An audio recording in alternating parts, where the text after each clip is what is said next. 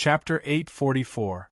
Generally speaking, if it was a multi-story building, once a floor collapsed, the people on that floor would automatically fall to the next floor due to gravity.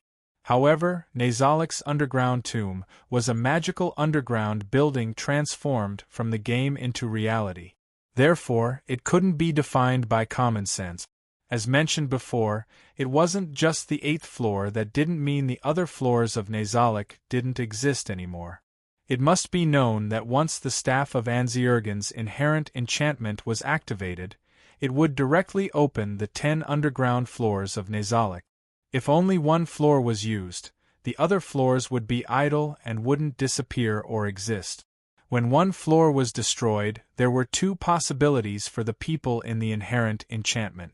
One was to be transferred out of the inherent enchantment, and the other was to be transferred to the other floors.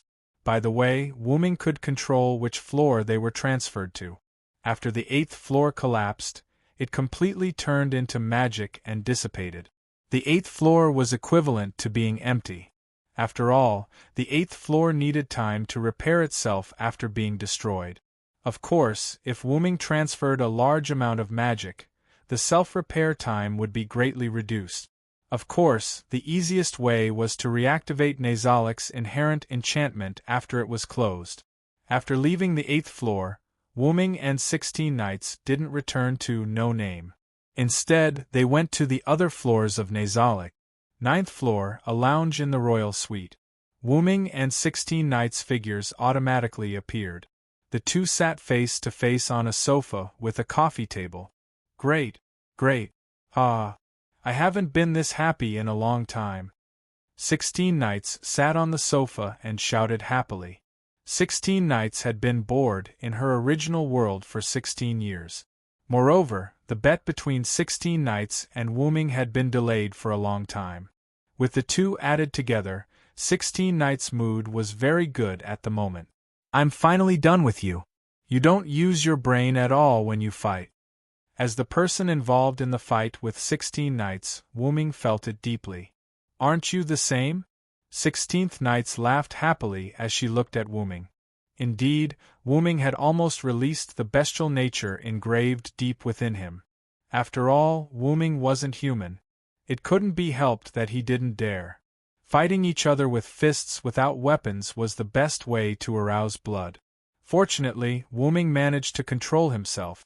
Otherwise, the match would have been over. Oh, I didn't expect you to have such a good place. 16 knights, who was done laughing, began to pay attention to her surroundings.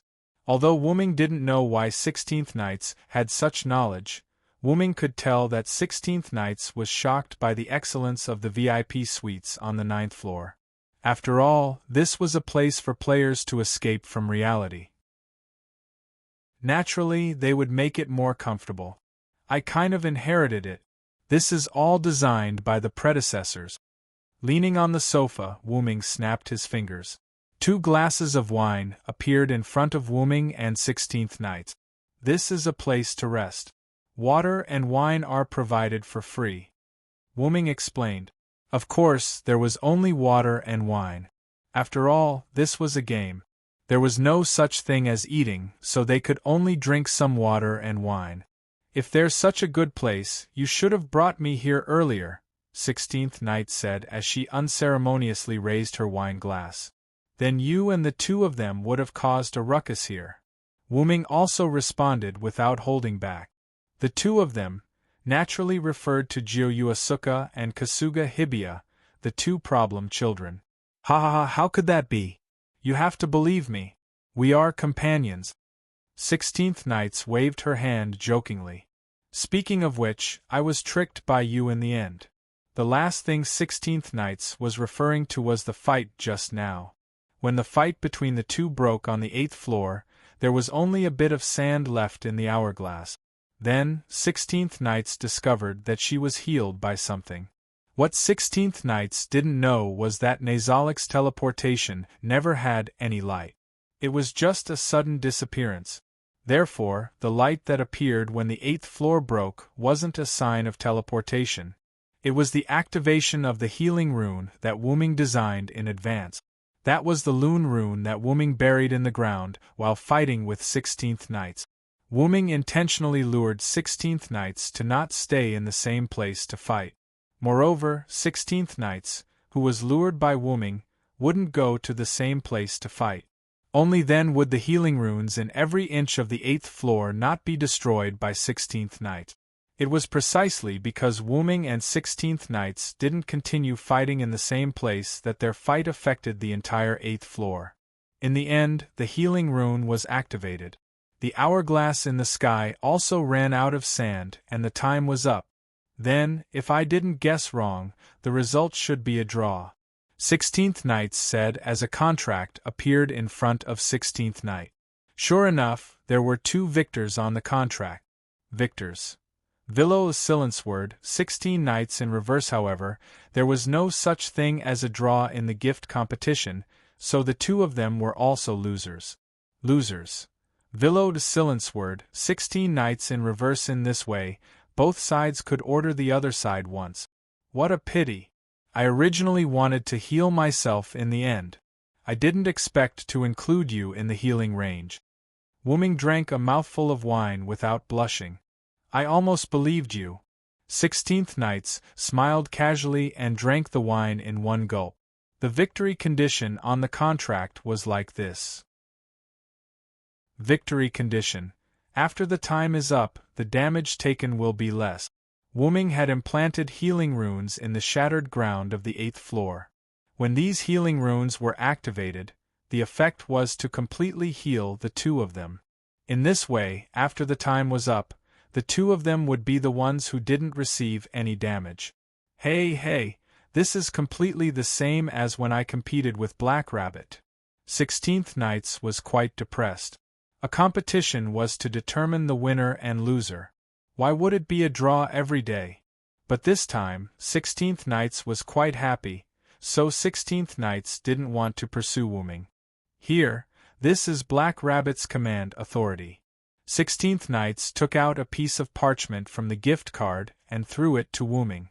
Alright, give me the sovereignty of Leo's Sunday. 16th Knights said bluntly as he extended his hand towards Wu Ming.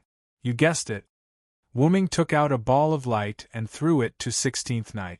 Even an idiot can see that you want to give me the sovereignty of the Leo constellations Sunday. That's why you want to compete with me. I'm just curious as to how you lost the sovereignty of the sun to me. Chapter 845. Just like how Wu Ming sent Ophiuchus constellation's Sun Sovereign into Letitia's body, 16 Knights merged the Sun Sovereign into his own body. Indeed, Wu Ming never thought of using the Sun Sovereign from the start. After knowing that Leo constellation's Sun Sovereign could deflect weapons, Wu Ming's first thought was to reverse 16 Knight. Firstly, 16 Knights was the most suitable for Leo constellation's Sun Sovereign, but there was another more important reason. After all, Wu Ming couldn't stay in the box world forever, but the rest of a no-name could. After he left, a no-name would have to rely on his companions. Thus, Wu Ming would leave whatever he could for them. Of course, Wu Ming also didn't need the Sun Sovereign. You can't be too obsessed with power, but you can't run away from your own power. Wu Ming's advice to Letitia had the same effect on Wu Ming. Since the Sun Sovereign couldn't give Wu Ming more power, it was like a chicken rib, so it was better to give it to the rest of a no-name. Thus, Wu Ming was glad that he didn't fight with 16 Knight. If he did, there would have been a winner. In that case, he wouldn't have been able to give 16 Knights the Sun Sovereign of Leo constellation. After all, normal methods couldn't make 16 Knights accept the Sun Sovereign of Leo constellation. Wu Ming had no choice but to use this method to understand the agreement between him and 16 Knight. Now you know what method I used. After replying to 16 Knights, Wu Ming drank all the wine in his cup. Although I know, it's a fact that I was tricked by you. It's really annoying. 16 Knights smiled proudly. Look, even if he was tricked, 16 Knights would still continue to smile. As for the reason, let's make it clear in advance. Next time, you have to fight with me properly. No one is going easy. Use your full strength. 16 Knight's tone was serious. His eyes were burning with fighting spirit. It seemed like he was going to fight for real. After all, they had already experienced fighting each other. Next, they would have to fight with real swords and spears. 16 Knights didn't only use his fists to fight. He still had trump cards he hadn't used yet. Forget it.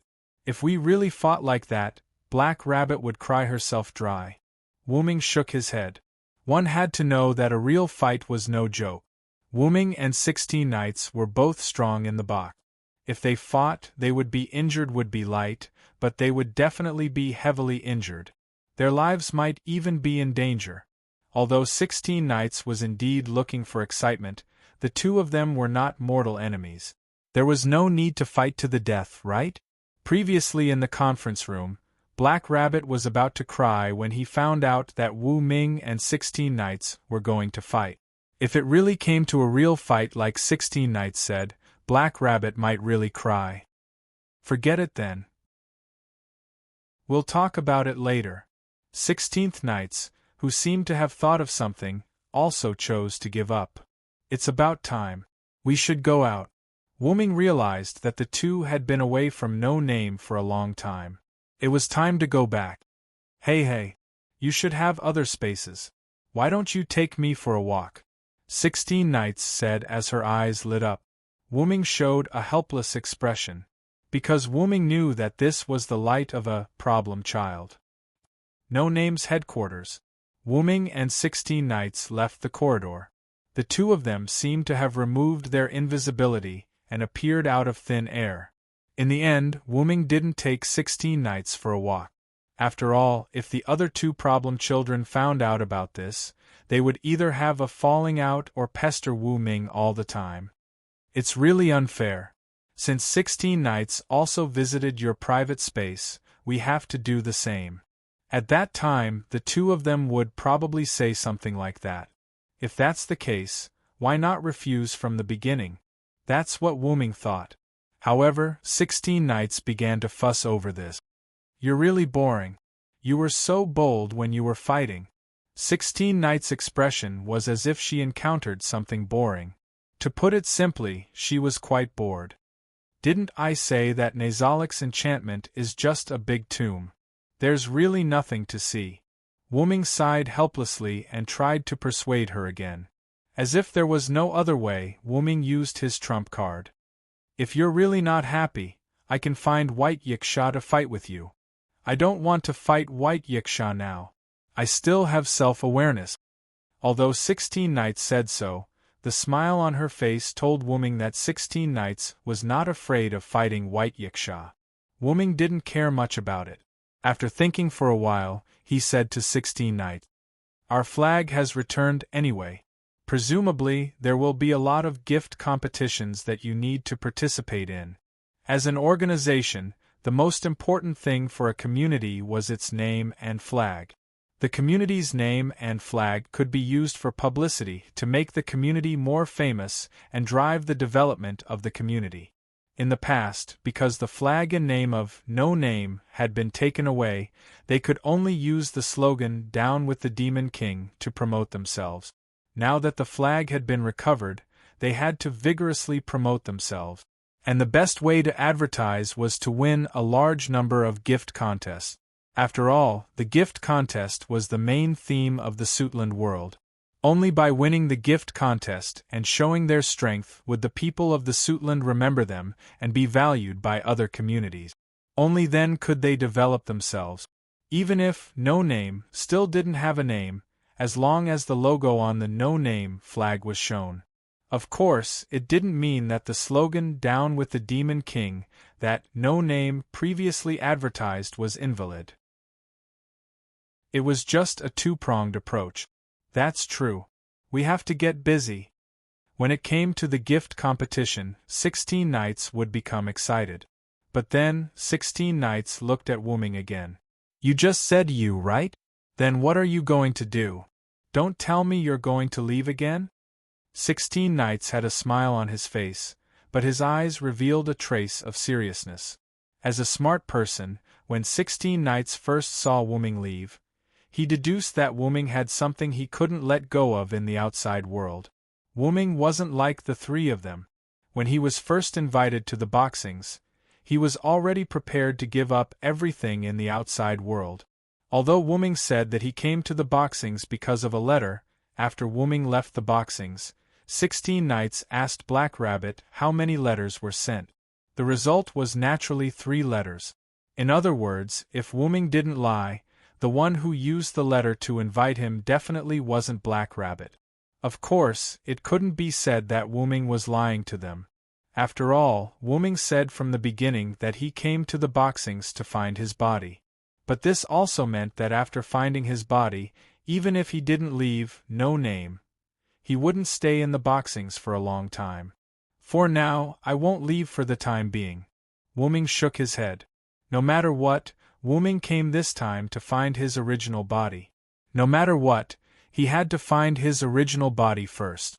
Also, Wu-Ming looked in the direction of his room. He still hadn't completed that person's request. Chapter 846. No Name, Headquarters, Wu-Ming's room. Vera sat alone on Wu-Ming's bed, quietly waiting outside the window. Gotcha. The door opened, and Vera subconsciously turned her head. It was Wu-Ming. Vera used a bit of strength and jumped from the bed to the ground. She ran to Wu-Ming's side in an extremely cute manner. "Welcome back," Vera said as she pulled on Wu-Ming's sleeve. "I'm back." But after saying that, Wu-Ming felt that something was wrong. This was supposed to be his room. How did Vera manage to turn the tables on him? But it didn't matter. After laughing at himself, Wu-Ming squatted down and apologized to Wu-Ming. "I'm sorry, Vera, for leaving you here alone." Before, when Lily came to find Wu-Ming and told him that everyone else had returned, Wu-Ming first brought Lily and Vera to Pest's room and found Pest, who was still sulking. Then, Wu-Ming brought the 3 of them to his room and found Letitia, who was cleaning the room. After that, Wu-Ming, who had the intention to hold a meeting that belonged to a no-name, left Vera, who was not a member of no-name, in his room. Although the meeting just now wasn't that important, and Wu-Ming did agree to let Vera stay by his side, it was still a matter of principle. Wu-Ming bringing the leader of the northern community into his own community was already against the rules in the eyes of ordinary people. He couldn't possibly bring the leader of the northern community into his own community's meeting. It's fine. Regardless of whether Vera understood the depth of Wu-Ming's apology or not, Vera didn't seem to blame Wu-Ming. Finally, Wu-Ming looked at Vera's pair of eyes that were the color of willow, the wisps rather seriously. "Then next, let's go settle Maxwell's matter once and for all." After separating from Wu-Ming, 16th Nights returned to the previous conference room. Opening the door, as expected, only Hey Bunny and Ren were in the conference room dealing with matters. Mr. 16th Nights, did you and Mr. Villo finish fighting?" In fact, it wasn't like what Wu-Ming said before, that a long time had passed. He and 16th Nights didn't fight for long. In fact, it was just the principle of happy times always pass by quickly. However, it was also because Wu-Ming deliberately shortened the duel time. Although I don't want to admit it, happy times are always short.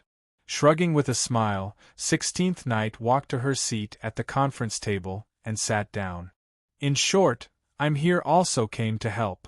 With the return of the no-name flag, not only did they need to participate in the bestowment competition in the future, there were also various miscellaneous matters that needed to be dealt with and prepared in advance. Although Wu-Ming did not explicitly point this out, 16 Nights was clear about it, and Ren the Black Rabbit was dealing with these matters. Mr. 16th Nights also came to help. Hey Bunny was a little worried since she was a problem child. She looked at Jiao Fei Niao and Haru Buyao and left. Hey, Black Rabbit, no matter what, I'm still a smart person. Be careful, or I'll rip your ear off." 16 Nights grinned, looking like he was joking at the same time. "Ears can't be."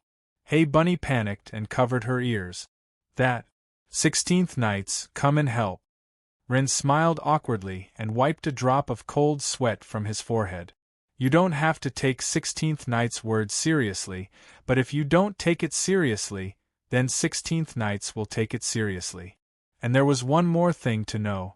Although her fists were fiercer than most of the people in No Name, 16th Knights was indeed smart. I misunderstood Mr. 16th Knight. It's Hey Bunny's fault. Who told you problem children to always do things that annoy people? 16th Knights felt that Hey Bunny's annoyance was actually referring to her ears. Okay, I'll pull your ears if you keep talking. I know. Don't always covet Hey Bunny's ears.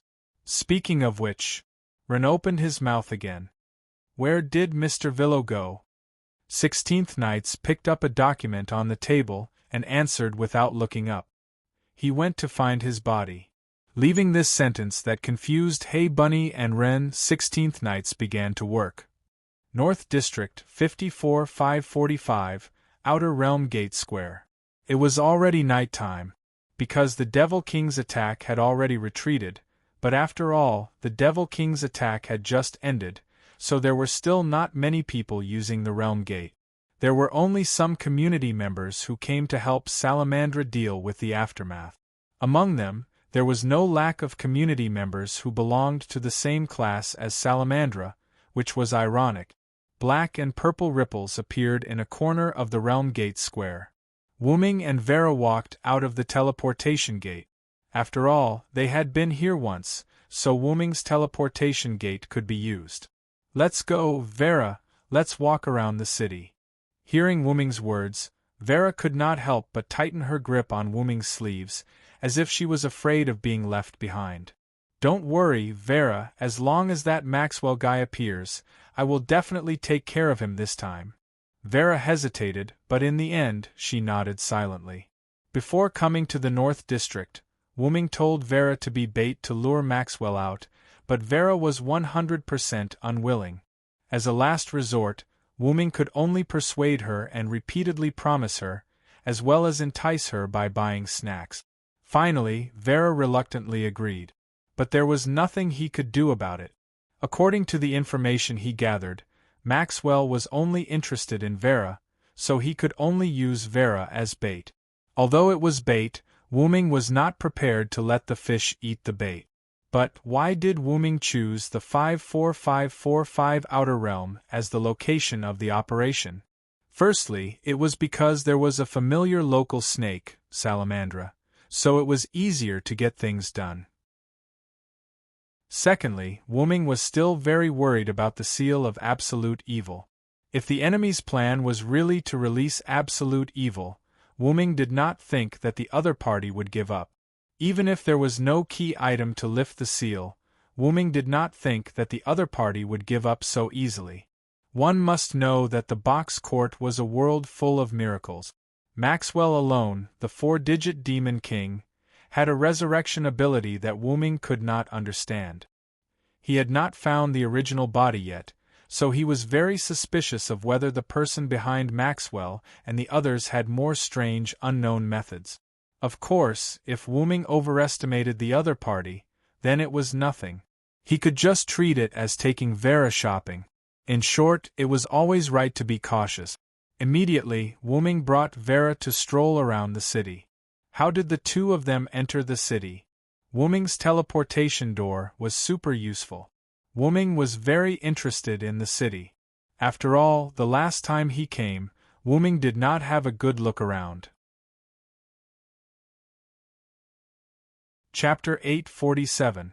Needless to say, the name of the city of glowing flames matched the current situation of the city very well. Numerous ironworks covered the entire city of glowing flames. Flames emerged from the ironworks and dyed the entire city of glowing flames in the color of flames. Then, Wuming lifted his head and looked at the huge chandelier hanging in the middle of the city.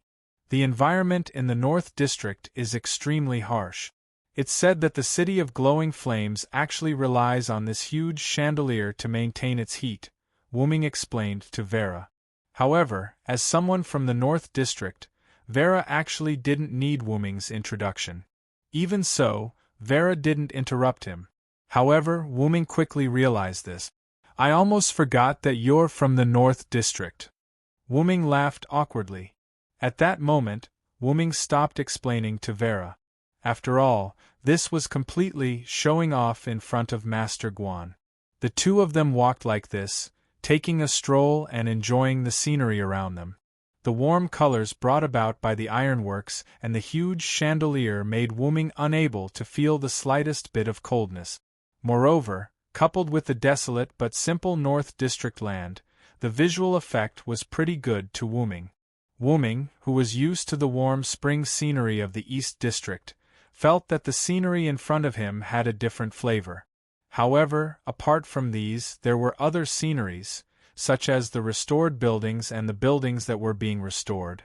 To be able to restore the damage caused by the Demon King's attack so quickly, it can be said that they're quite capable. Wu-ming couldn't help but sigh. One had to know that the Demon King's attack on the outer gate of the 54545 division happened during the day. However, the entire city of glowing flames was almost restored by tonight. This was a completely different world from the Fire Dragon birth ceremony held between the 399-9999 division and the 4000000 division. Wu-ming even suspected that the Fire Dragon birth ceremony was still in ruins. After all, there wasn't any strong community between the outer gate. With no intention of helping, Wu-ming continued to stroll around with Vera. After all, seducing Maxwell was their main goal. However, as they strolled around, Wu-ming and Vera arrived at Salamandra's headquarters in Blaze City. Perhaps due to the lack of manpower, there was only one member of Salamandra in charge of guarding the door. When this member of Salamandra saw a suspicious person loitering in front of his house, he immediately became vigilant. What person? However, when he saw that it was Wu-ming, he immediately exclaimed. Although Wu-ming was not very clear about it, the matter of him and Ren causing a ruckus at the Fire Dragon birth ceremony in Salamandra could be said to have spread like wildfire throughout Salamandra. The Salamandra member swallowed his saliva and asked with a trembling voice. You. What business do you have with Salamandra? I was passing by, so I came to take a look. Don't worry, I don't mean any harm. Seeing the other party's expression as if he had seen a ghost, Wu-ming couldn't help but laugh. There might be a small situation later. After saying this softly, Wu-ming took Vera and left. Looking at Wu-ming and Vera leaving in the distance, the Salamandra member who was guarding the door felt as if a heavy burden had been lifted off his shoulders as he sat on the ground and panted heavily. That day at the Fire Dragon birth ceremony, he was one of the people who had to endure Wu-ming's pressure. He, who was left with a deep psychological shadow, was able to withstand it. He thought that he was already very impressive. He sat on the ground and rested for a short while. After checking that there were no suspicious people around, he immediately ran back to his home base. It seemed like he was going to report to his family. However, during the brief moment when no one was guarding the main door, a few indistinct figures in black appeared out of thin air at the main door. Following that, the few of them silently walked into Salamandra. One of the black-clothed figures parted ways with the others and quietly walked in the direction that Wu-ming and Vera had left. And Wu-ming, who had already left the entrance of Salamandra, had already strolled around. Wu-ming and Vera began to walk towards the outskirts of Glowing Flame City. Reality proved that there really wasn't much to stroll around in Glowing Flame City that was full of ironworks. Wu-ming's excitement had already passed. It's almost time to go, Vera. Wu-ming suddenly said to Vera, which made Vera extremely puzzled. Vera tilted her head and looked at Wu-ming speechlessly as if to say, You don't need me to be the bait anymore? After all, the other party might not really be near this door. Let's go somewhere else to take a look. However, as soon as he finished his words, a flame and frost attack suddenly attacked Wu-ming's face. Boom! The scorching flame and the bone-piercing frost reacted, and a violent explosion suddenly sounded. The mushroom-shaped explosion floated in the outskirts of Glowing Flame City, which was where Wu-ming and Vera were. Moreover, this explosion attracted the attention of the people in glowing flame city. At the same time, it also attracted the attention of the people in black, who had sneaked into Salamandra. However, after realizing that the explosion was caused by their companion, the people in black calmed down and continued to sneak in. "Where do you think you're taking my bride?" A clown-like voice rang out, and at the same time, a clown-like figure appeared in the smoke produced by the explosion. "You really don't learn to be obedient, Maxwell." That's right, this person was Maxwell, whom Wooming had painstakingly searched for. At this moment, he appeared in front of Wooming openly. Hugging Vera, Wooming floated by the mushroom cloud that was about to dissipate and looked down at Maxwell, who was faintly visible in the smoke. As early as when he entered Glowing Flame City, Wooming had activated his mental power to the maximum. However, Wooming also knew that Maxwell had the ability to teleport, so he didn't expect to be able to catch him with his mental power, not to mention that the other party might have the gift of shielding him from detection. Therefore, Wooming chose to spread his mental power in a range of 1,000 meters around him. As long as someone approached, Wooming would definitely be able to detect it. However, in order to prevent Maxwell from using the gift of shielding him from detection, Wooming said, "It's about time to leave." After all, with Wooming's current understanding of Maxwell, if he was nearby, he would definitely appear after hearing this sentence.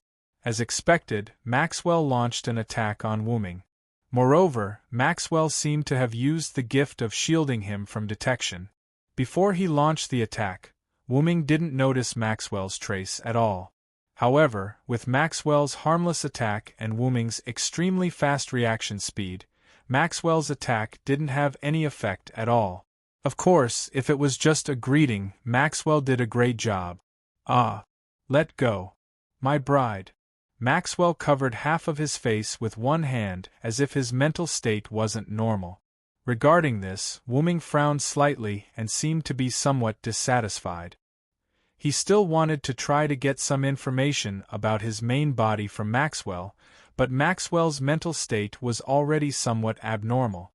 However, the slightly abnormal Maxwell's intelligence seemed to have decreased, and his actions were more unscrupulous. This large-scale explosion was the best proof. However, even if Maxwell was unscrupulous, it didn't mean that Wooming was unscrupulous. He didn't want to fight with Maxwell in Flame City. "Maxwell, I'm going to bring Vera out of Flame City. You have to follow me," Wooming deliberately said, as if he was mocking him. "If you really can't keep up with me, then Vera will belong to me." Although it was a joke, Vera's face still turned slightly red. After that, without waiting for Maxwell's reply, Wooming immediately opened the teleportation door and brought Vera out of Flame City. "My bride!" Maxwell shouted. His figure flashed and he disappeared as well. Without a doubt, he was chasing after Wooming, or rather Vera. Chapter 848. Inside Salamandra, the black-clothed men who had infiltrated Salamandra were quietly moving towards their designated location. Because a large number of people had been sent out to repair Raging Flame Capital, and because the explosion had attracted the attention of Salamandra, more people had been sent out. Coupled with the fact that the black-clothed men were moving towards an extremely remote area, the black-clothed men did not encounter many people along the way. And even if they did encounter people, with the black-clothed men's special gift of stealth, basically no one would be able to discover them. Salamandra's headquarters was a large palace made up of 12 palaces. When the black-clothed men sneaked into the 5th palace, they all stopped. Then, after some planning, they went deeper into the 5th palace. They went deeper, and finally arrived at a blind spot where there was a bronze statue. "We're here, right?" Among them, the black-clothed man who seemed to be the leader looked at the bronze statue in front of him and quietly asked. If Wooming was here, he would definitely be able to recognize the owner of this voice. It was Galgi, who he had ruthlessly peeled off a layer of skin during the day. At the same time, Wuming would probably be able to guess what Galgi and the others wanted to do. Break the seal of absolute evil. Most likely, this was the entrance to the seal. However, it was clear that the key items to break the seal could not be gathered, so how could they break the seal? The flag of the Alliance leader, who defeated absolute evil, returned to No Name, and Galgi also returned the sovereignty of the Ophiuchus constellation and the Leo constellation to Wuming. Even if they could obtain the horn of the Starry Sea Dragon King, there was no way to break the seal. After all, the items to break the seal were indispensable. However, since they came, they must have the confidence to break the seal. "It's right here, Your Highness," Bell said from the side. Then, Galgi looked at the other black-clothed man. "Elder Gu, please, move this bronze statue away." However, the only person who could be called Elder Gu by Galgi was the griffin with the genome tree engraved on its body. Although it was inconceivable, the black-clothed man who Galgi spoke to was indeed the griffin from before. Why would it appear here in human form? It was probably a special gift item. "Yes," Elder Gu answered simply. Then, he walked to the front of the bronze statue. The others also made way for Elder Gu to perform. "Ling, how are the preparations going?" It seemed that was what Galgi was relying on to break the seal of absolute evil. "Everything is ready," Ling said as she took out a gift card from her backpack. Then, Ling started crying to Galgi. "However, Your Highness, that inside is seriously corroding my gift card. I'm afraid it won't be long before my gift card becomes useless." If White Yiksha heard these words, he would definitely be shocked. The gift card's full name was Laplace paper. It wasn't something that could be casually destroyed. However, the thing inside Bell's gift card was actually able to corrode the gift card. What was inside the gift card? Moreover, generally speaking, the gift card could disappear like a servant's spiritual form. Could be taken out at any time without worrying about losing it. However, it seemed that Ling's gift card couldn't do that at all because of the thing inside it. "Is it that serious?" Galgi was surprised. "You should know that we've offered ourselves as gift cards." The last black-clothed man, Aurora, who wanted to attack No Name, sighed helplessly.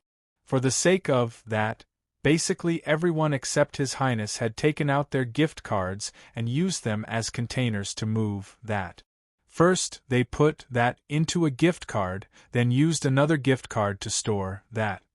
After that, they used another gift card to store the gift card.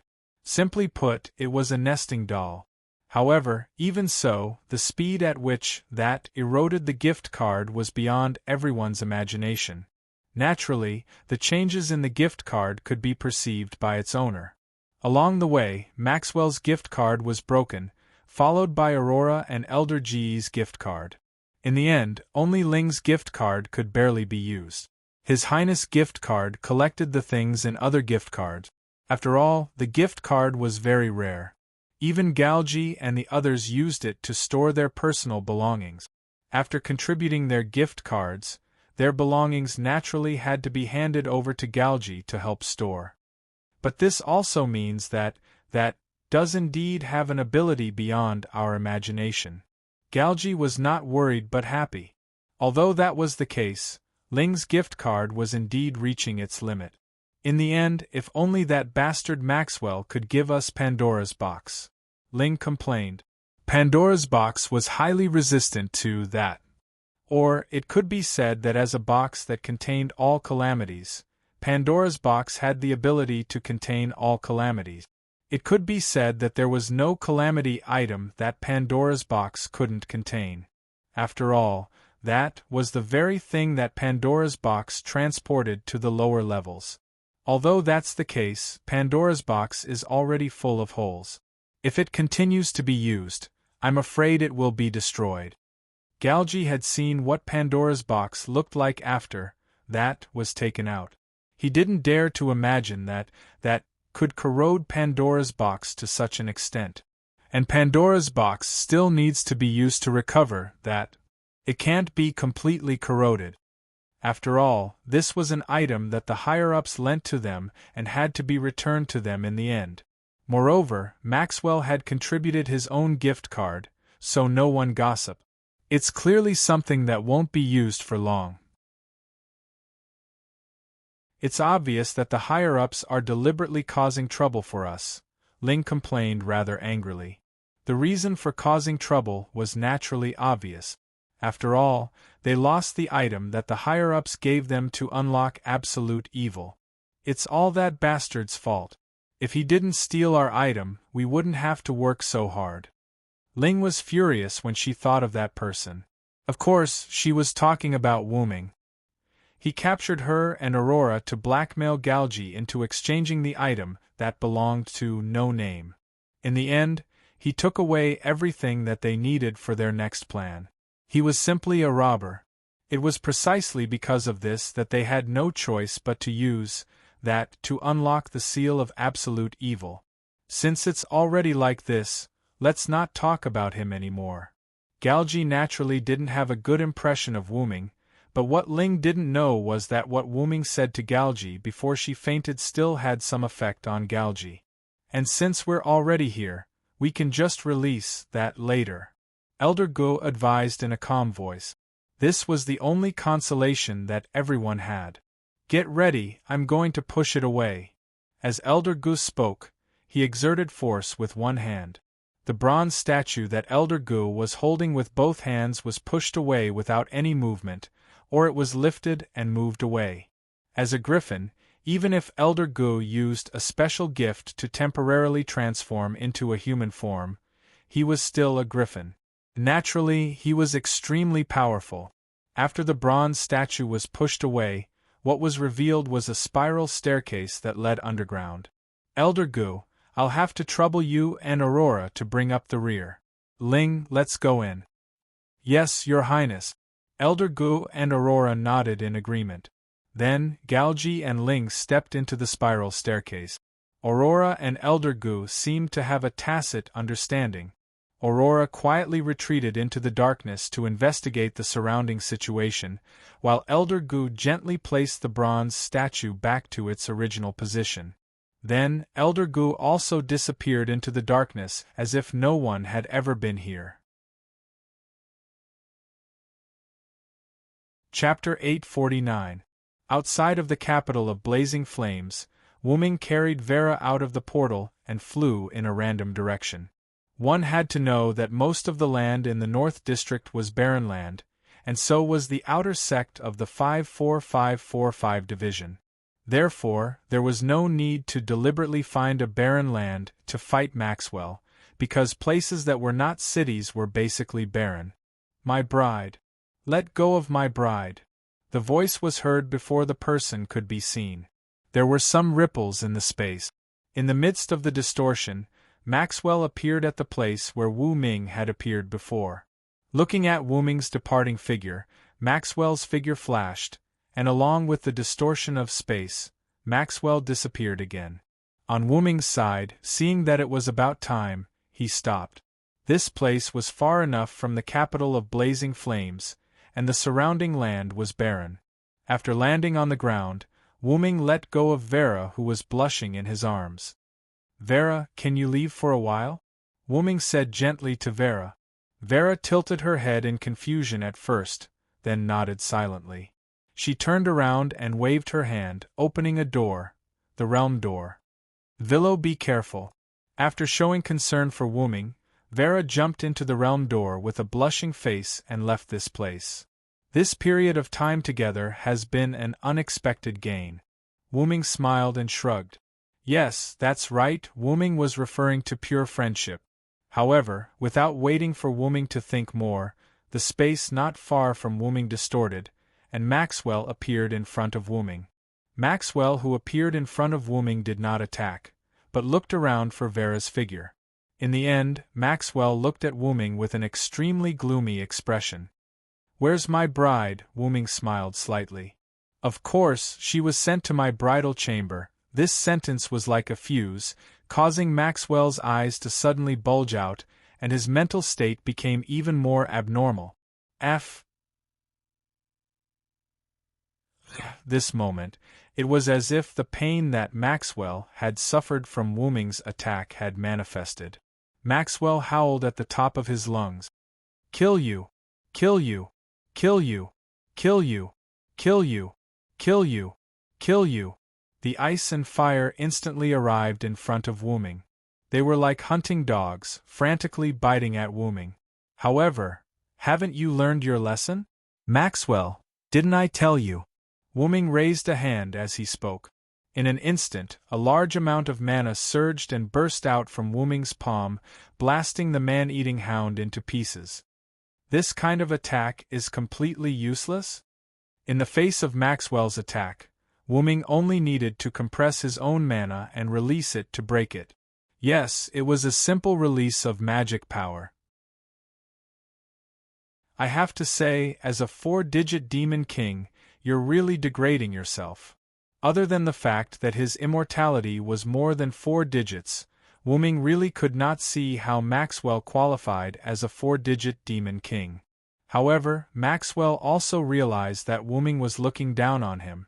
Therefore, he, who was basically blinded by anger, was ready to use his trump card. Maxwell waved his hand, and there was another distortion in space. Individuals appeared one after another around Wuming, appearing one after another, like the twinkling stars in the sky. Those were the clones of absolute evil, a pure white 2-headed dragon army. And there were a lot of them. The surrounding desolate land was filled with white figures, and it seemed that they were no less than the absolute evil clones that attacked the Eastern District. In fact, they were even more numerous. Sure enough, these absolute evil clones are your doing. Thinking of the 2-headed dragons that attacked No Name, Wuming was slightly angry. If Wuming was not there, perhaps the entire No Name would have suffered. As a member of No Name, Wuming would not allow it. But let me tell you, these things are all defeated by me. Even if the number was much more than last time, Wuming was confident that he would not be killed or injured by these things. However, what he needed to worry about was that he could not let an absolute evil clone run into the city of raging flames. Wuming could not imagine the consequences of an irrational existence with the power of a deity entering the city. At such a close distance, you won't have a chance. Without waiting for Maxwell to finish speaking, the absolute evil clones rushed towards Wuming as if they had received an order. Indeed, as Maxwell said, the distance was too close, and Wuming did not have time to chant. However, Wuming's 12 clones could be instantaneously cast. But, my ability is not limited to authority. In an instant, the absolute evil clones buried Wuming, forming a small mountain of absolute evil clones. However, immediately after that, several rays of light came out from the absolute evil clones. Octogod, great God's mark. As the voice fell, an explosion occurred from the absolute evil clones. Countless absolute evils were blown to ashes, and not a single drop of blood was left behind. What? The explosion was so inexplicable that Maxwell did not understand what was going on. He saw with his own eyes that Wuming, who did nothing, was covered by the absolute evil clones. Do you know the Loon Rune? Wuming, who walked out from the center of the explosion unscathed, stretched out his finger and drew in the air as he spoke to Maxwell. The great god Odin sacrificed an eye in exchange for supreme wisdom. It's not that simple. Wuming casually tossed the rune that he had drawn, and a few more absolute evil clones that charged forward were instantly burned to ashes and disappeared with the wind. In order to prevent the blood of the absolute evil clones from producing new absolute evil clones, Wuming had been using the Loon Rune that could completely destroy the absolute evil clones. Maxwell, who understood what the Loon Rune was, could not help but frown. He was so angry that he was about to lose his mind, but he did not completely lose his mind. He still understood what was futile. Not only that, but Wuming also had the powerful power of chanting and the Manchala Square that stored many divine persona equipment. No matter how many absolute evil clones there were, they would not be able to do anything to him in a short time. Moreover, Vera might have already escaped. This guy is just trying to piss me off. At that moment, Maxwell had such a thought. To put it bluntly, Maxwell wanted to escape. Wu Ming naturally would not let Maxwell escape. I still say the same thing. As a 4-digit demon king, you are too cheap. You are not worthy of Vera at all. One of Wu Ming's taunts made Maxwell angry again. Ah! Shut up! Vera is mine. Mine! Wu Ming could not help but laugh. As expected, Maxwell would lose his mind when it came to Vera. Wu Ming's previous taunts were all to make Maxwell gradually lose his mind and lower his IQ. After all, an opponent without reason would not escape. Moreover, an opponent without reason would not hold back their strength and would reveal their hidden killer move. For example, standing in the middle of the Absolute Evil Clones army and being able to command the Absolute Evil Clones. Wu Ming had more or less understood Maxwell's situation. Next, it was time to use the real deal. If Maxwell reacted and allowed any of the Absolute Evil Clones to escape to the capital of Raging Flames, it would be a big problem. Moreover, with so many Absolute Evil Clones, they should be all of Maxwell's assets. It was just nice to get rid of them all in one go. At that moment, Wu Ming snapped his fingers. Paw!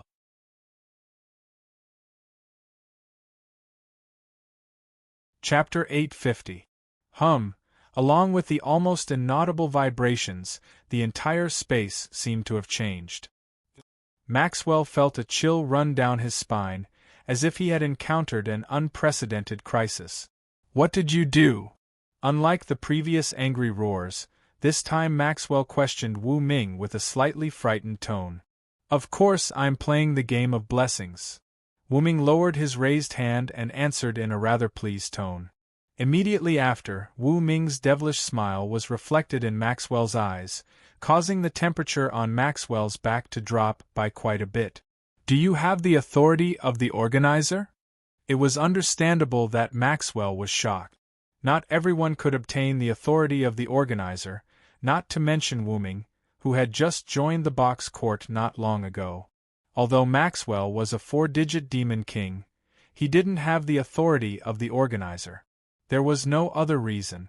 Although Maxwell had been in the box court longer than Wu Ming, he and Wu Ming were both considered newbies. However, this once again proved how cheap Maxwell, the 4-digit demon king, was.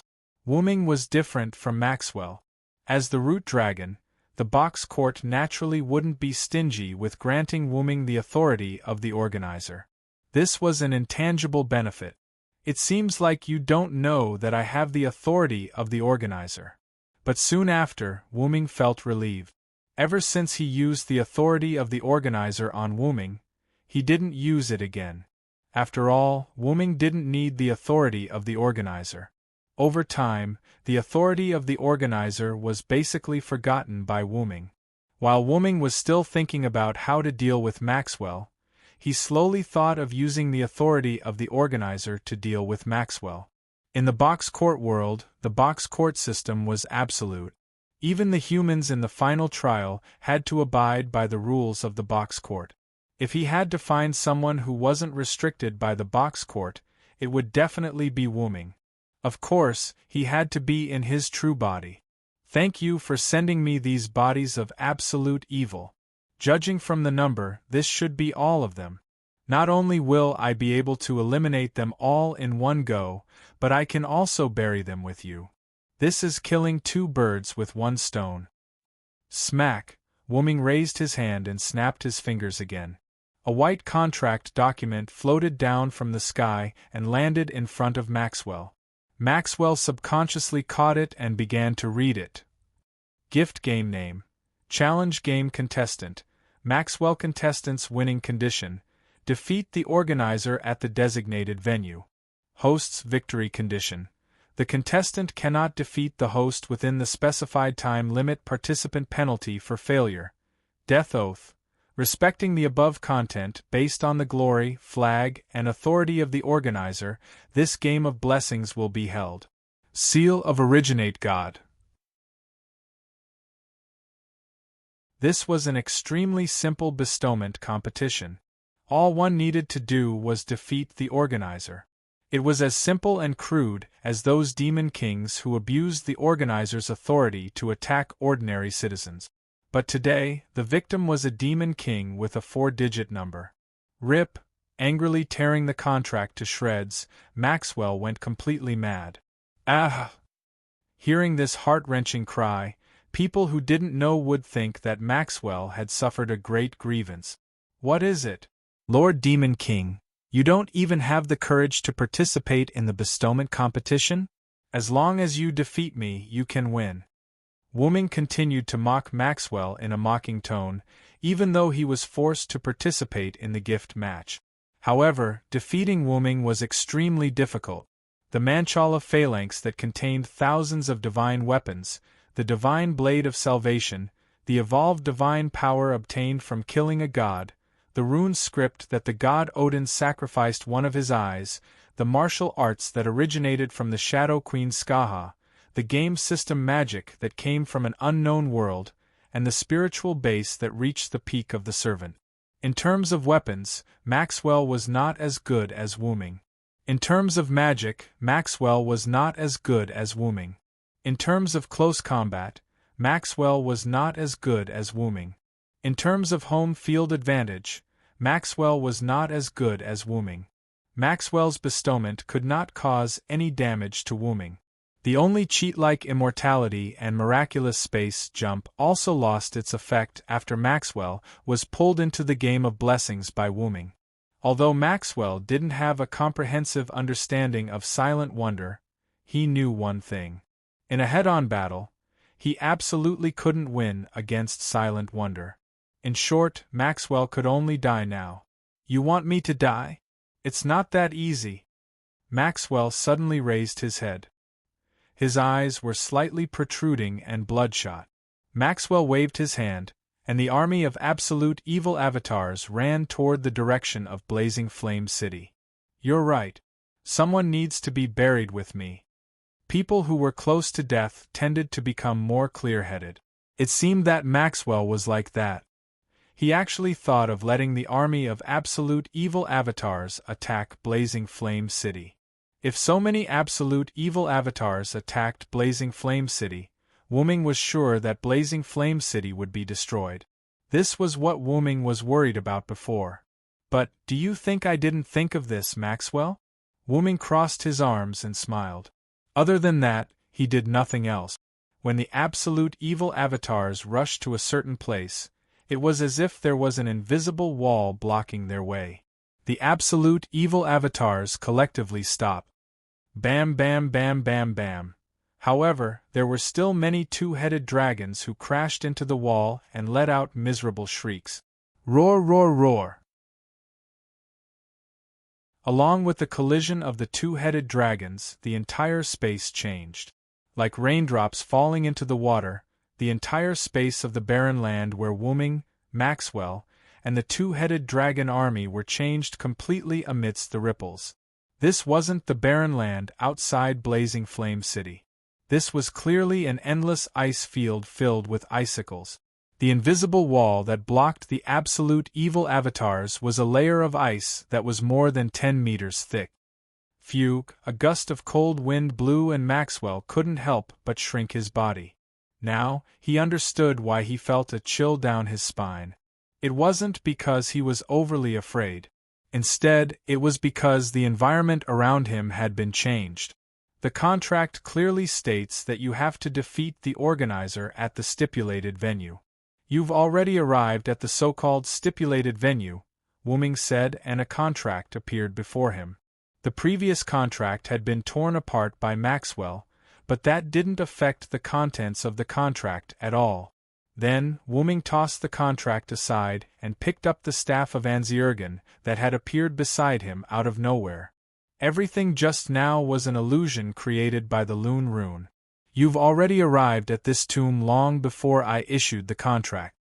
This was the fixed enchantment of the staff of Anziergen, the fifth layer of ice field in Nazalik. The staff of Anziergen was retrieved by Wu-Ming from his Draconis space after the Loon Rune's illusion was activated.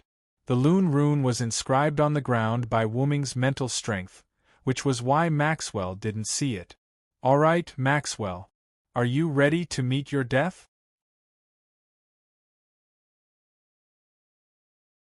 Chapter 851. Salamandra's Headquarters, the Fifth Palace of the 12 Palaces, the underground passage that Galji and Ling entered. The staircase leading underground extended in a spiral pattern. Because of the surrounding darkness, Galji took out the illumination gift from his gift card and walked up the stairs with Ling. After walking for a long time, the two still didn't see the bottom. "We're not there yet, Your Highness." Ling held her gift card that was starting to heat up and said worriedly. "Can't hold on any longer?" Galji stopped and turned to look at the gift card in Ling's hand. Ling's gift card was no longer the same color as before.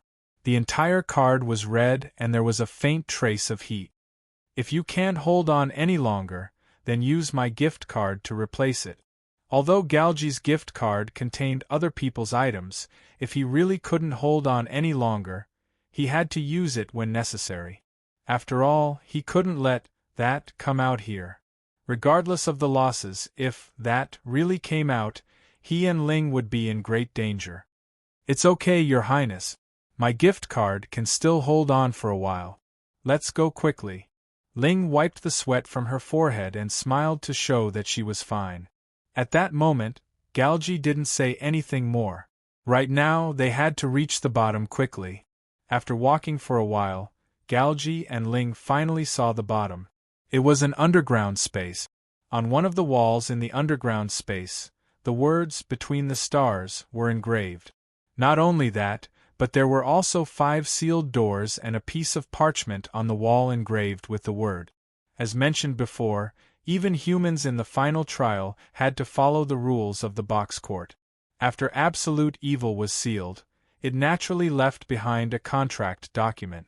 Of course, this parchment was the contract document that sealed absolute evil, and these 5 doors were probably the entrance to unlock absolute evil's seal. However, the correct entrance could only be one of them. However, Galji and Ling had no intention of solving this gift game at all. They even stood motionless in the same place.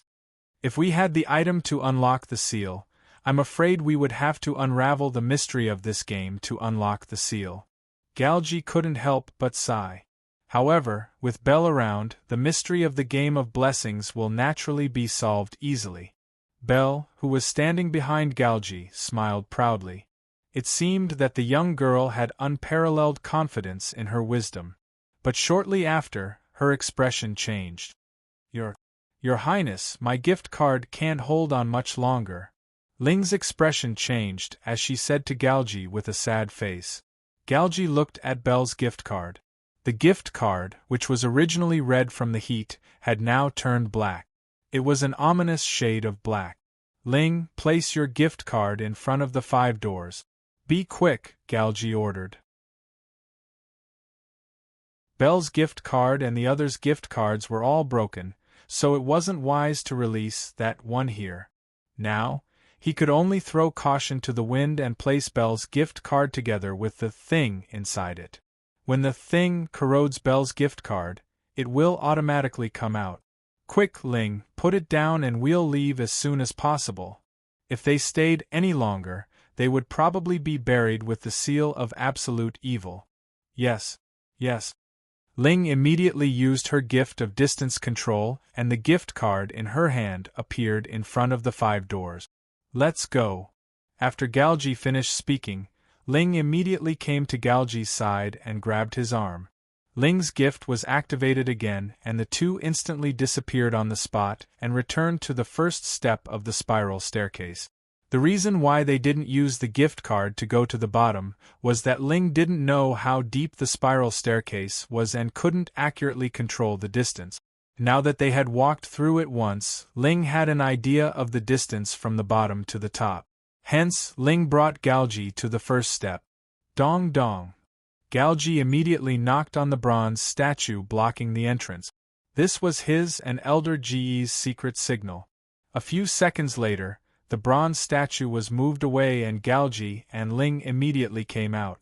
After Galgi and Bell came out, Gulao immediately put the bronze statue back in place. "Your Highness, how is it?"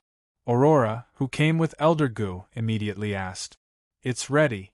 Let's leave quickly," Galgi said without hesitation. Elder Gu and Aurora nodded. Then, the four of them immediately followed the original path and left Salamandra. At the gate of Salamandra, the member of Salamandra who went to report had already returned to his post. They actually said to let them do whatever they want. Even if we are allies with no name, they can't just do whatever they want. Although he complained like this, he knew that even though Wuming's community was a nameless, no name, he wasn't some insignificant character. Whether they were afraid of the other party, or they were allies, in short, Mandela's order was to wait and see. Anyway, this guard was not the leader of Salamandra, so he didn't have to worry about it. He just had to listen to the orders from above and watch his own gate.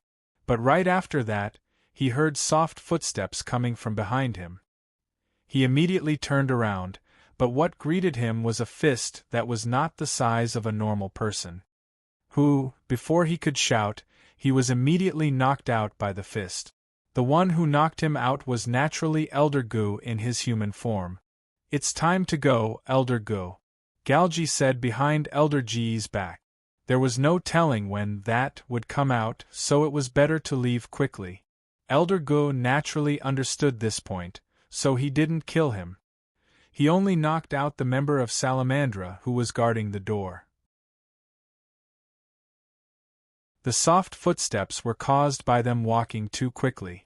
But since they were already at the gate, there was no need to hide it. "Your Highness, do we still need to wait for Maxwell?"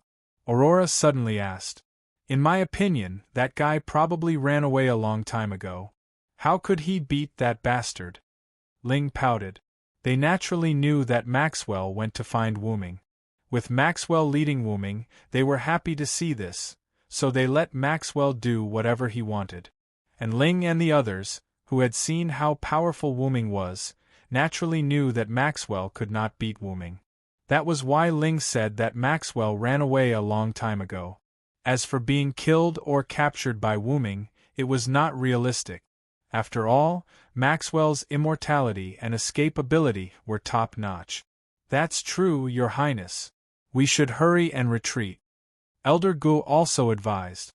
At that moment, Galgi nodded and the four of them prepared to leave.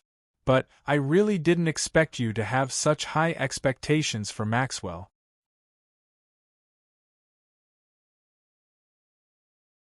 Chapter 852. Wuming's voice came from the shadows of the street in front of them, which made the four of them immediately alert. Then, Wuming's figure walked out of the shadows of the night, and Wuming appeared in front of the four of them. "You still found us in the end." Galgi closed his eyes slightly. Wuming being able to defeat Maxwell and find them in time was also within Galgi's expectations, but the probability was very small. "It's all thanks to Maxwell," Wuming smiled. If it weren't for Maxwell, he really wouldn't have known that Galgi and the others would sneak into Salamandra tonight. However, Galgi didn't understand Wuming's words. Although they weren't in the same group, Maxwell shouldn't have deliberately exposed their location. After all, this was related to the plan of the higher-up. However, there was another possibility. For example, Maxwell had been captured by Wuming. "Where's Maxwell?" Galgi asked Wuming. Wuming answered Galgi straightforwardly. "I caught him." Wuming's eyes weren't perfunctory at all, as if he was telling the truth. Seeing that Wuming didn't seem to be lying, Belle, Gulao, and Aurora were shocked. They knew best how difficult it was to deal with Maxwell. He was born between life and death, and the strongest demon in the North District had been entangled by Maxwell for 100 years. However, Wuming, who had only met Maxwell a few times, had actually captured him. How could they not be shocked? However, this gave them a signal. Wuming's strength was probably beyond their imagination. At that moment, the three of them immediately became vigilant. Gulao's black cloak bulged slightly, as if he was about to remove his human form and turn back into a griffin. A bulge also appeared under Aurora's black cloak, which looked like a weapon. Belle grabbed Galji's hand, ready to use the gift of distance control to take him away if something went wrong. On the other hand, Galji didn't panic at all. He didn't look like someone who had been forced into a corner by Wu Ming. Anyway, we're not in cahoots with him. You've helped me by capturing him. I have no intention of helping you. Wu Ming then looked at Galji. Instead, it's you guys who sneaked into Salamandra. What are you up to? I should have told you to stop messing around with the people around me, right? The people around Wu Ming didn't just refer to no name. It could be understood that the people around Wu Ming were also included in the category of people around him. To put it simply, Wu Ming didn't want to see Galji again, at least not in this way. Galji didn't say anything and just watched Wu Ming quietly. However, Belle, Elder Gu, and Aurora, who had a tacit understanding with Galji, were ready to attack. Wu Ming didn't want to waste any more time with Galji's group and took the lead. Wu Ming didn't move at all.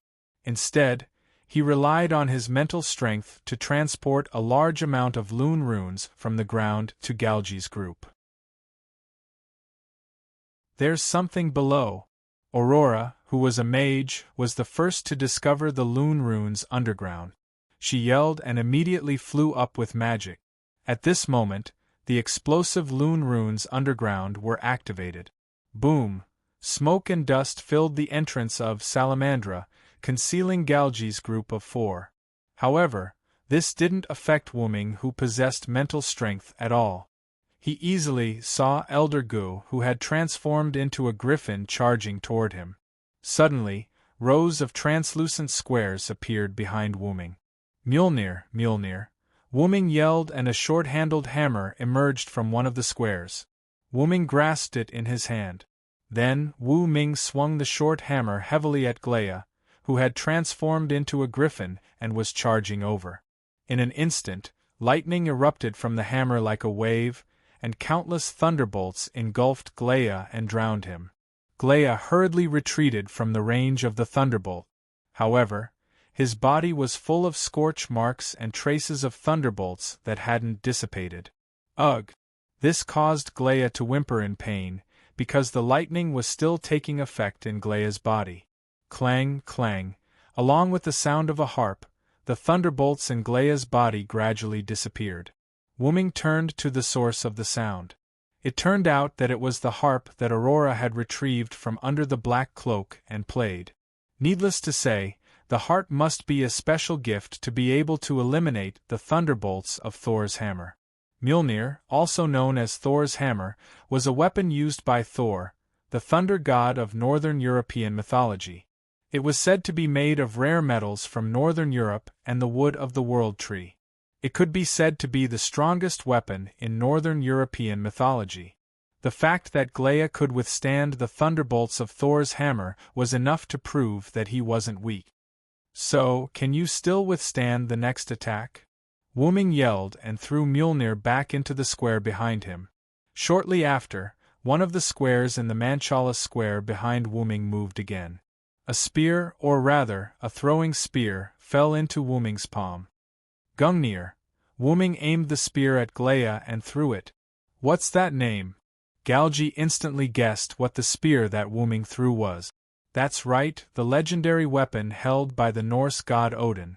It was also known as the Gungnir of the god's declaration. However, what was important wasn't who held it, but the ability of Gungnir. Gungnir didn't have any fancy attribute. It only had one characteristic, which was that it would never miss. It was extremely simple and powerful. Old Glea? Belle yelled at Glea hurriedly. I got it, Glea said, flapping his griffin wings, and hurriedly flying in another direction. However, Glea also knew that Odin's Gungnir was a divine spear that would never miss. It was impossible to dodge and would definitely hit the enemy's weapon. Therefore, no matter how Glea dodged, it would be useless unless he was hit or blocked. However, they didn't have any defensive gift. Wu Ming had also extorted the Leo's sovereignty of the sun from Galji. But Glea, who knew this, still chose to dodge. Gungnir, who had been thrown out by Wu Ming, followed closely behind Glea, and its speed became faster and faster. In the end, Glea actually saw the opportunity and turned sideways, allowing Gungnir to pierce through his thigh. Got to say, this was indeed a way to deal with the Gungnir. Glea's thigh was only pierced, and his wings and forelimbs were fine, so it didn't affect his battle capabilities much. The Gungnir that hit Glea automatically flew back to Wu Ming's hand. Wu Ming tossed it casually into the Manchala square. I don't want to continue playing with you guys. Since the other party didn't reveal any more trump cards, there was no need to do so.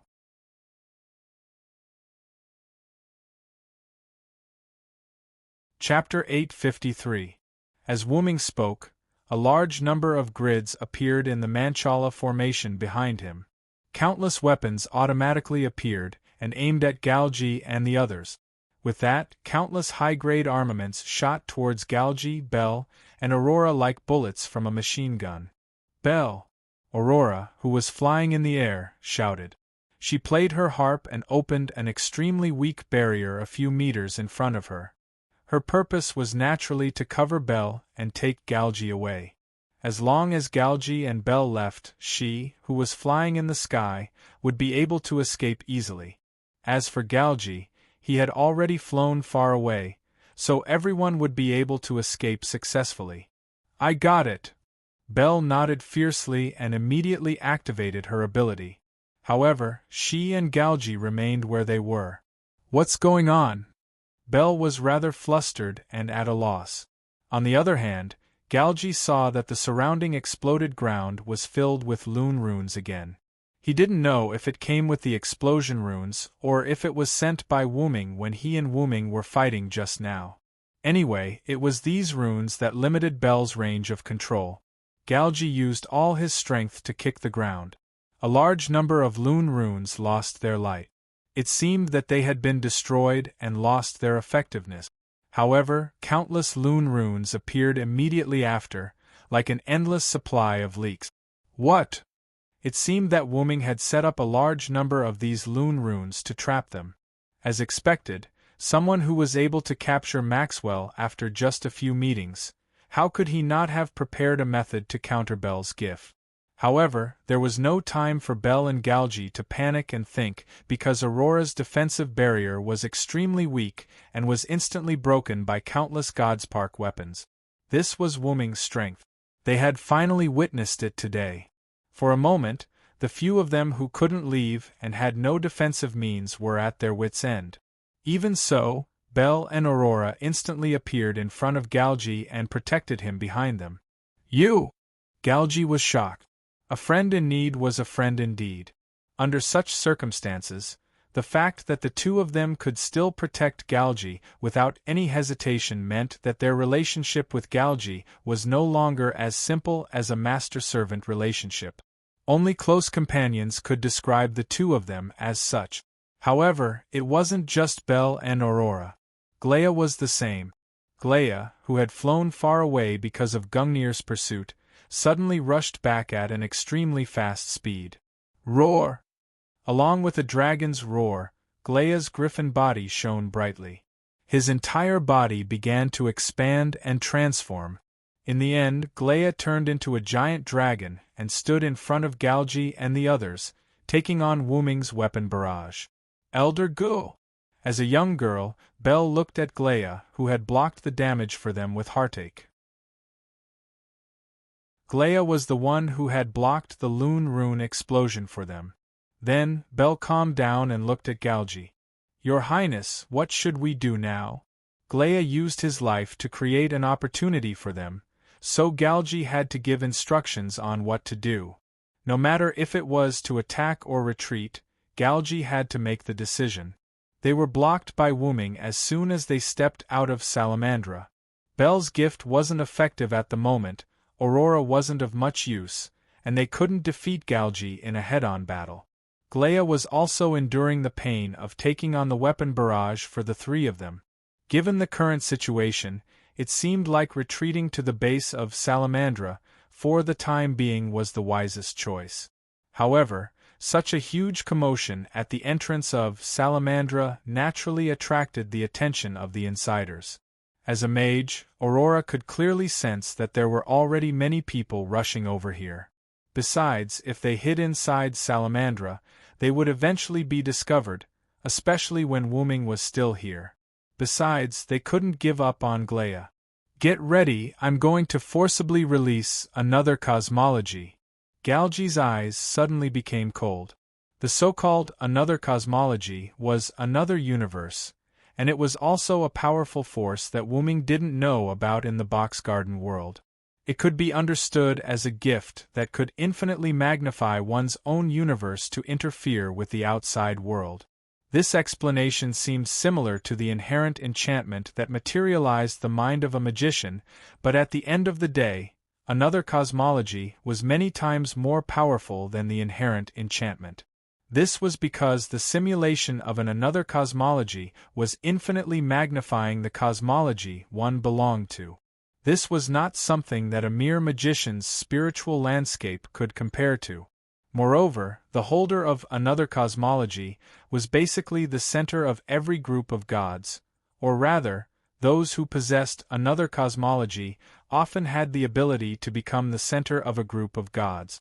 Therefore, it was not an exaggeration to say that another cosmology was one of the most powerful forces in the Box Garden world. But, Your Highness, Ling couldn't help but worry. As one of the strongest forces in the Box Garden, each another cosmology had its own restrictions and conditions. In order to use another cosmology, the restrictions had to be lifted or the conditions had to be met. And Galji's another cosmology required him to hold the sovereignty of the sun in order to activate it. If it was forcibly activated, failure was considered good, but serious injury or even death was very likely. However, their only two sovereignty of the sun, Leo's and Ophiuchus's, had been threatened by Wuming. In the current situation, it was extremely difficult for Galji to activate another cosmology. However, looking at Glea, who was unconscious and was only instinctively protecting them, Galji couldn't help but clench his fists. Since they had been forced to this extent, Galji would feel bad if he didn't teach Wuming a lesson. His another cosmology was a powerful trump card that could even kill the Demon King in one blow. Even Maxwell, who had an extremely powerful immortality, was no exception. Wuming was just a mere spirit. No matter how strong he was, it was impossible for him to withstand the damage caused by the another cosmology if he was caught off guard. If he was successfully launched and hit, he would die without a doubt. It could be regarded as relieving his worries. Anyway, that had been placed at the entrance of the seal of absolute evil. As long as the time was up, that would erode the seal of absolute evil, and absolute evil would break out of the seal. First, they had to get through the difficulties in front of them. Then, they could fish in troubled waters and escape from here. As for using the Pandora's box that Maxwell carried to retrieve that, what a joke! Galji and the others were preparing to take advantage of the chaos after unlocking the seal of absolute evil to eliminate Maxwell, who was sent to monitor them, and escape from the control of the higher-ups. Therefore, at present, as long as they released another cosmology, eliminated Wuming in one fell swoop, found Maxwell who was captured by Wuming and eliminated him, they would be completely free. Do you dare to bet? Galji suddenly asked. Your Highness, no matter what, I will be by your side. Ling looked at Galji with an extremely determined gaze. Me too, Your Highness. Aurora echoed. Galji smiled. Then, Galji immediately gave orders. Aurora, when I say start later, move Gulao away. Ling, please help me block the Godhead equipment that might break through the moment Gulao is moved away. Yes, Your Highness. Ling and Aurora responded in unison. Victory or defeat depended on this.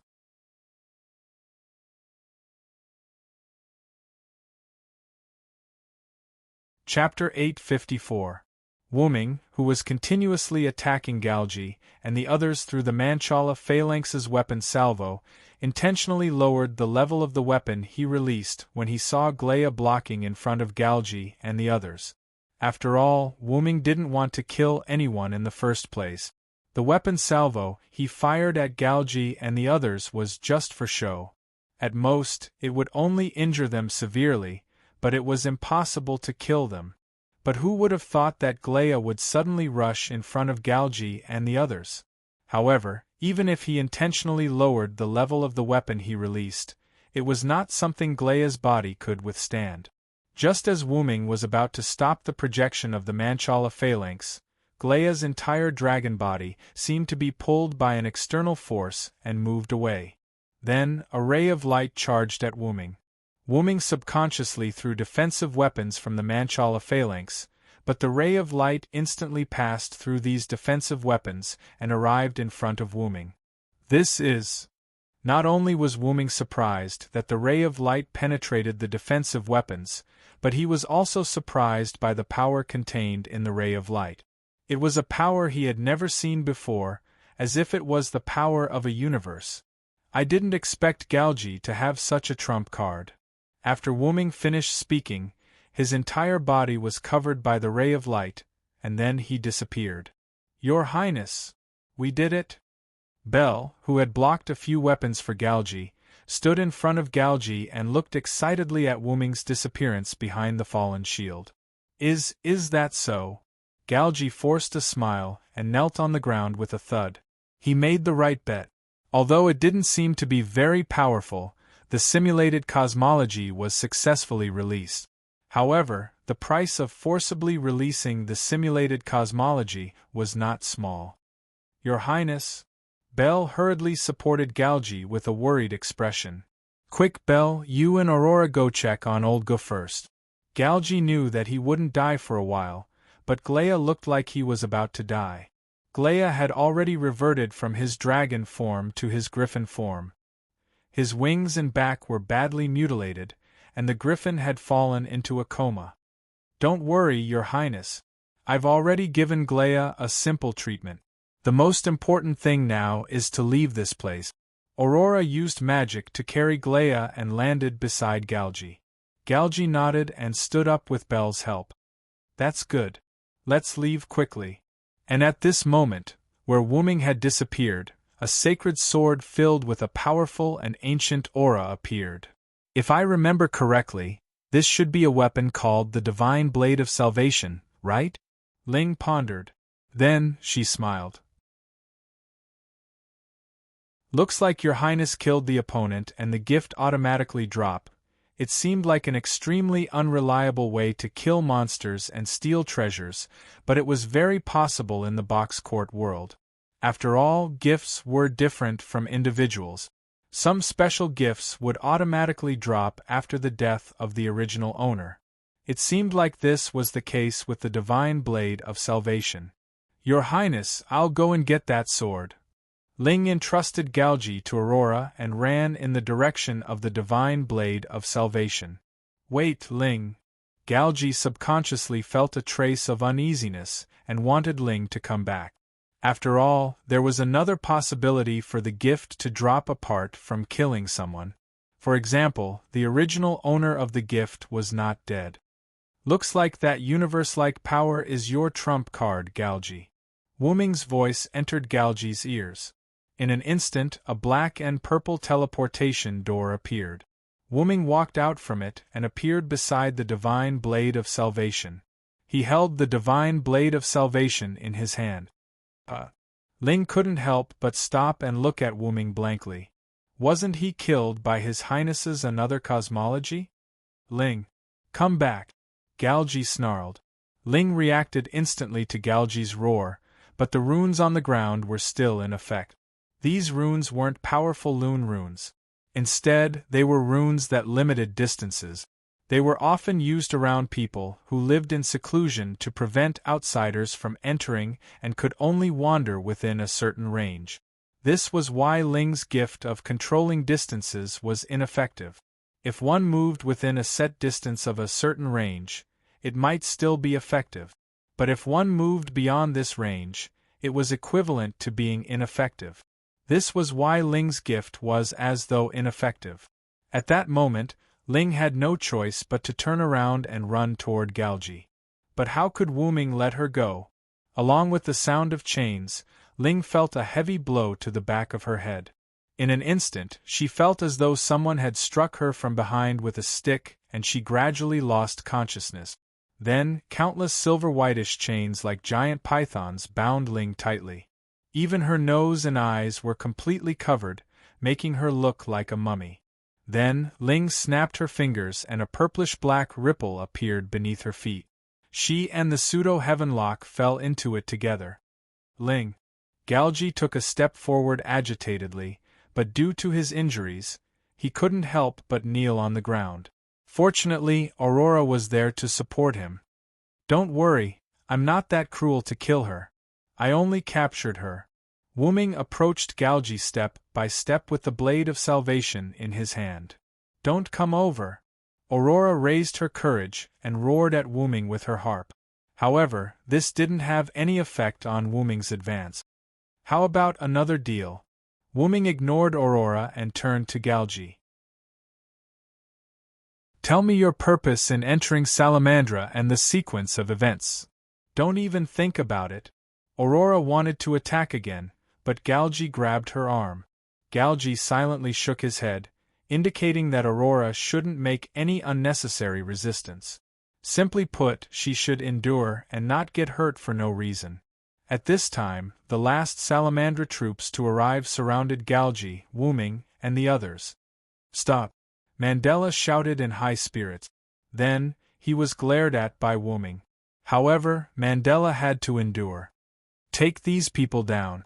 Mandela pointed at Galji and the others.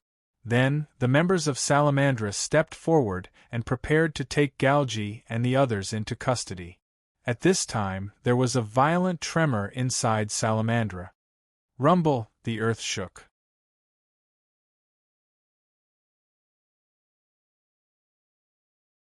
Chapter 855. Galji looked at the epicenter and found that it was the fifth palace. That direction. Not good. Mandela's expression suddenly changed as he looked in the same direction. "Quick, inform everyone to evacuate the residents of Blazing Flame City. Get everyone to leave Blazing Flame City immediately. Move quickly." Mandela calmly gave the order. After that, the troops of Salamandra ignored Galji and Wu Ming and began to carry out Mandela's orders. After that, Mandela looked deeply at Wu Ming, Galji, and the others, and then rushed into Salamandra. "As you can see, the seal of absolute evil has been broken." Seeing that the outsiders had left, Galji spoke. Galji noticed that Wu Ming's expression had also changed, but Wu Ming's expression was neither fear nor shock, but joy and melancholy. "I think I know how you broke the seal of absolute evil, Galji." This was because Wu Ming felt the aura of his main body. It seemed that his main body was in Salamandra, which was why Wu Ming was so happy. Only Wu Ming's main body, the root dragon, was immune to the rules of the box court, and could break the seal of absolute evil without the tools to break the seal. "Let's change the deal. Tell me all the information about absolute evil." Since the seal had been broken, it was time to collect information to deal with absolute evil. Wu Ming snapped his fingers. Along the way, a white contract document appeared in Galji's hand. "Organizer Authority?" Seeing this contract document, Galji was shocked. He now knew why Wu Ming could capture Maxwell. It was because of the Organizer Authority. Then, Wu Ming took out the staff of Ain's Ergong and tapped it lightly on the ground. Galji, Aurora, and Glea disappeared on the spot. They were forcibly sent to their own space by Wu Ming. Then, Wu Ming chanted the words of the spirit. "My contract, my kin, I am the place where the tributaries converge. Bind with me, heed my call, obey my command, appear." Then, a figure appeared behind Wu Ming. It was Wu Ming's eighth incarnation, the kin. The Wu Ming that Galji had destroyed was actually one of Wu Ming's kin clones. Only the blade of salvation that the clone at that time was given by the main body. Then, Wuming handed the staff of Ain's Ergong to the clone. The clone nodded and tapped the ground with the tip of the staff. The clone also disappeared. He went to the intrinsic barrier to make a deal with Galgi and the others, or rather, to act as the host of the game of gift. However, the gift competition that Wuming forced Galgi and the others to participate in was different from the one that he forced Maxwell to participate in. This time, Wuming prepared the gift competition for Galgi and the others only to fish for information. Wuming even cautiously divided the three of them into different spaces. Although it was a temporary imprisonment, Wuming was not prepared to let Galgi and the others go so easily this time. Firstly, the disaster they caused this time was quite serious. Secondly, Galgi unlocked the seal of absolute evil. Not only did he release Wuming's main body, but he also released the remaining black mud that was attached to Wuming's main body. Back then, the black mud exploded deep into Wuming's body. In such a short time, it was impossible to clean up the black mud. Even if the inside of his body was cleaned up, it was inevitable that there would be black mud outside of his body. Perhaps they had used the corrosive power of the black mud to erode the seal of absolute evil. In the box, one had to abide by the rules of the box, but Wuming was an exception. However, Wuming would not take the initiative to break or challenge the rules of the box. Moreover, Wuming would never have thought that the other party would use the black mud left on his main body as the key to unlocking the seal of absolute evil. The black mud and Wuming were of the same origin. If Wuming was not affected by the box system, then the black mud was also not affected by the black mud. However, this was not a big deal. If absolute evil came into contact with the black mud, it would be very troublesome. This was the reason why Wuming was depressed. Without staying any longer, Wuming immediately took action and flew toward the place filled with the aura of his main body. Salamandra, Fifth Palace, inside the sealed passage of absolute evil. Countless black mud rippled against the walls like ocean waves, causing the ground to tremble continuously. A 3-meter-tall black monster with 3 heads was crawling in the black mud, as if it was swimming in a comfortable ocean. Every time the monster swayed, black mud would flow out from under the monster's body and spread to the surroundings. Gradually, the entire sealed passage was submerged in black mud, but the monster did not feel any discomfort. It continued to swim in the Black Sea as if it did not want to care about anything on the ground. It was as if it just wanted to stay here. However, excessive black mud poured into the ground through the gaps of the bronze statue and began to cover everything on the ground. Anything that came into contact with the black mud, whether it was a person or an object, all burned up. The entire salamandra fell into a sea of fire. What is this? Help! However, before these people who were infected by the black mud could shout, the flames burned them to ashes. Get away from the black mud! Mandela, who was a step late, saw the situation and immediately began to order the people of Salamandra. Don't take anything with you. Everyone immediately evacuate from Salamandra and cover the evacuation of the residents of Flame Capital. Mandela once again ordered the internal members of Salamandra. At the rate the black mud was spreading, it would not be long before the entire Salamandra, or even the entire Flame Capital, would be corroded. At that moment, the members of Salamandra immediately acted as if they could not wait to leave this place immediately. Looking at Salamandra that was almost empty and had fallen into a sea of fire, Mandela could not help but sigh. There will be a day when Salamandra's headquarters will be covered in a sea of fire. After that, Mandela continued to walk inside. Sir Mandela? Mandela's confidants were puzzled by Mandela's behavior. If he continued to go deeper, he was afraid that he would not be able to come out later. The leader is still inside. I will go find her, Mandela said without turning his head. We will go together, Sir Mandela. Yes, Sir Mandela. Let's go together. Mandela's confidants immediately followed Mandela's footstep. However, Mandela was furious. "What are you doing? Can't you see that everyone who is touched by the black mud is burning? Retreat." Even the members of Salamandra, who had the bloodline of the fire dragon, could not hold on for more than a second. This showed how powerful the black mud was. However, one of Mandela's confidants immediately answered. "But, Sir Mandela, we cannot abandon you, nor can we abandon Lady Shadora." The others did not speak, but their eyes were extremely serious. They looked like they would not leave no matter what Mandela said. It could only be said that they were indeed members of Salamandra who had the bloodline of the fire dragon. Their stubbornness was exactly the same as Mandela, who also had the bloodline of the fire dragon. At this moment, Wuming flew in. "Leave Shadora to me. Hurry up and evacuate the residents of Flame Capital. Don't let the black mud touch them. Otherwise, it will be over." As Wuming spoke, he flew in from the back.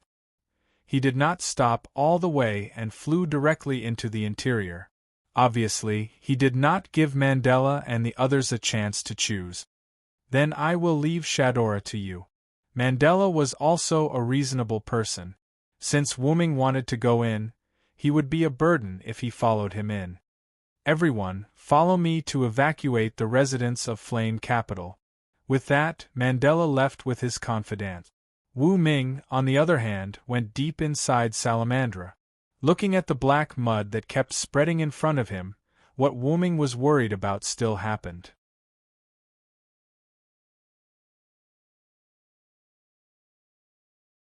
Chapter 856. If the black root mud was taken out on its own, it wouldn't cause much damage. It only had a special effect on Wuming. At most, it could destroy the seal of absolute evil like Galgi and the others. That was because the black root mud was attached to Wuming's body. If it was removed from Wuming's body, even if it was placed on the seal of absolute evil, it wouldn't cause any damage to the seal of absolute evil. The black root mud was neither good nor evil. It only targeted Wuming. However, if it was held by someone with evil intentions, it would completely become evil. Just like when Darius held the black root mud became an evil thing. It could erode servants, but other than that, it didn't have much effect on the ground, flowers, and trees. If Gidia held the black root mud, it would become a good thing because he only wanted to use the black root mud to achieve his own goals. Although it was evil in the eyes of humans, the black root mud was only used to deal with Wuming. There were no other changes. The black root mud was even simpler. It was neither good nor evil. It simply gave the black root mud to the Star Cup's consciousness. It didn't have much use at all, and it was easily destroyed by Wuming. Looking at the current situation, it was very likely that absolute evil had touched the black root mud and used the black root mud as its power to fuse with it. The amount of black root mud continued to increase, and it caught fire when it came into contact with people. It was likely that absolute evil's ability extended after fusing with the black root mud. If it's absolute evil that fused with the black root mud, I'm afraid it will come to me next. Wuming said to himself. Although he was talking to himself, it was reasonable. The black root mud and Wuming were natural enemies. After being held by others, the other party would have a strong hostility toward Wuming. Wuming had experienced this many times. Darius, the consciousness of the Star Cup, and Gidia were both good, evil, and neutral, but they all had one thing in common, which was that they were inexplicably hostile toward Wuming. As such, absolute evil, who had absorbed the black origin soil, was probably also hostile toward Wuming. However, even if he was attacked by absolute evil, Wuming wouldn't run away from it. In terms of emotions, absolute evil was an existence that could endanger Quan Ting. Since Wuming had encountered it, he would deal with it. Logically speaking, absolute evil had the black origin soil on him, and his main body was probably with absolute evil. Even if absolute evil didn't find trouble with Wuming, Wuming would find trouble with absolute evil. Let's find Shadora first. Wuming activated his psychic power to search for Shadora. It could only be said that Wuming was very lucky to find Shadora's location in an instant. At this moment, Wuming sensed that Shadora was carrying a little girl from Salamandra. They were flying in a room filled with black mud and fire. The entire room was burning and couldn't come out. Shadora! Wuming shouted as he flew in Shadora's direction. Lord Villo! Shadora was overjoyed when she heard Wuming's voice, as if she had escaped. However, she immediately shouted at Wuming, Lord Wuming, be careful. Lord Varen, be careful of these flames. The flames produced by the black mud have the same properties as the black mud. Shadora knew that not long ago, one of her companions rushed into the flames to save someone because he had the fire dragon bloodline. In the end, not only did he not save the person, but he also died. Not even a trace of him was left. However, Wuming wasn't afraid of this. Or rather, only Wuming wasn't afraid of this. Whoosh! Wuming rushed into the sea of fire that surrounded Shadora and flew to her side. Lord Villo, are you alright? Shadora was startled. The black origin soil was indeed Wuming's natural enemy, but at the same time, Wuming was also the natural enemy of the black origin soil. Although the black origin soil countered Wuming and could deal a lot of damage to Wuming, it was the same. When the black origin soil was used by an outsider, Wuming was the only one who wasn't restricted. In other words, Wuming, who could produce origin power, had a resistance to the black origin soil. Don't worry about that for now. Leave with this child first, Wuming said and opened a portal. Lord Villo, please leave with us. This is the last child left in Salamandra. It was because of Shadora's continuous rescue that she couldn't escape in time. However, it was also thanks to Shadora that apart from Shadora and the little girl in her arms, there were no other living members in Salamandra. No, I still have to deal with the enemy this time. You guys leave first. Wuming clearly sensed a hostile aura approaching quickly from underground. However, in Shadora's opinion, Wuming chose to stay behind alone in order to cover the retreat of the people from the capital of glowing flames. Lord Villo, the seal of absolute evil under Salamandra, should have been broken. However, after analyzing the previous records, the black origin soil doesn't seem to be absolute evil's ability at all.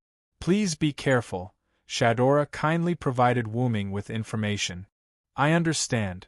You guys should leave first. Wuming pointed at the portal again and signaled Shadora to leave quickly.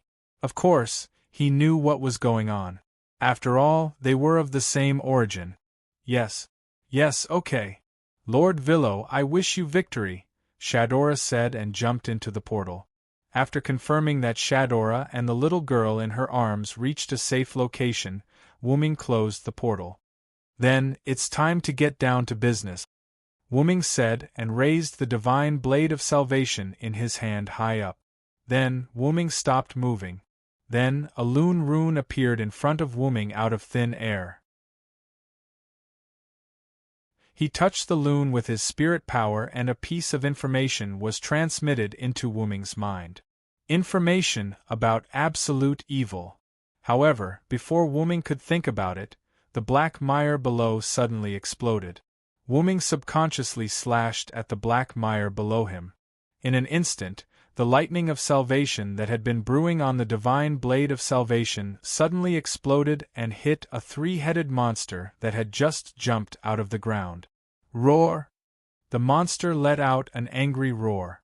It seemed that it was hurt by Wuming's attack. It really merged. The monster seemed to have been corroded by the black mire and lost its mind. Although the monster was covered in black mire, Wuming could vaguely see that its head was that of a dragon's. The information just now told Wuming about absolute evil, including what its true form was. The true form of absolute evil was not a special existence. It was just an evil god that stood at the peak of evil in the fire worship sect. Three-headed demon dragon, Azidakaha, Wuming slowly said the monster's name. The monster, or Azidakaha, responded to Wuming but with an attack. Roar! The three-headed demon dragon roared and countless black mire gushed towards Wuming like pillars of magma. Boom! The house that Wuming was in, Salamandra, exploded. Wuming flew into the sky through the hole and looked down at Azidakaha with the divine blade of salvation raised high. Divine blade of salvation, release your brilliance.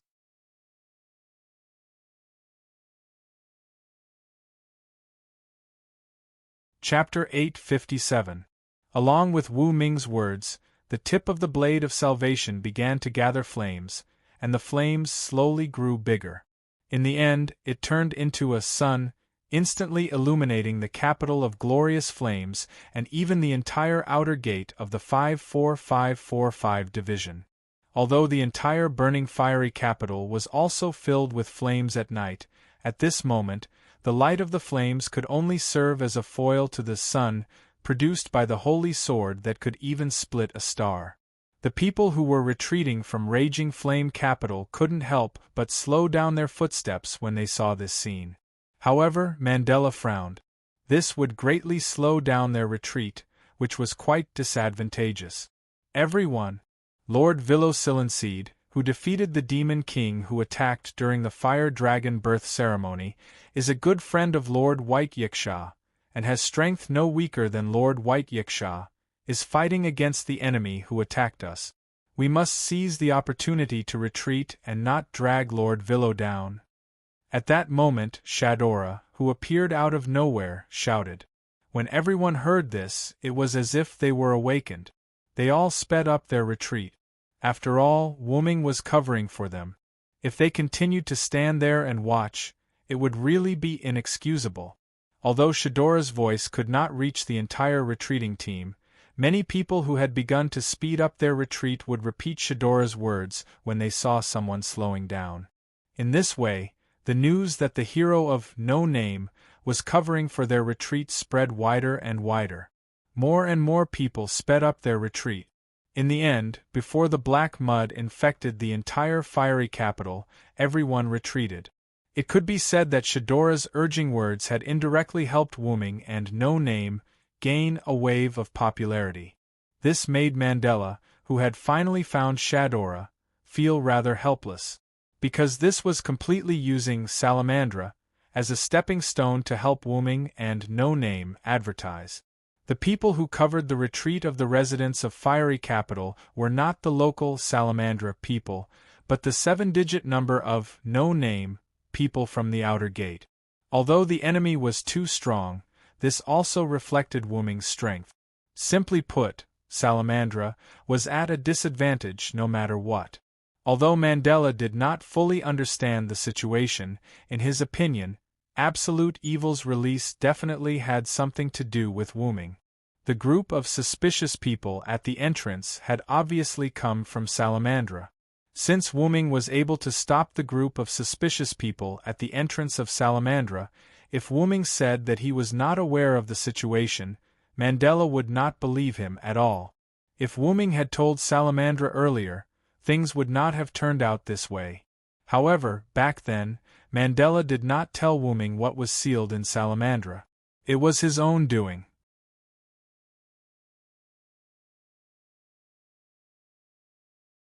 In short, although Mandela had some complaints about Wuming, he could only grit his teeth and swallow it.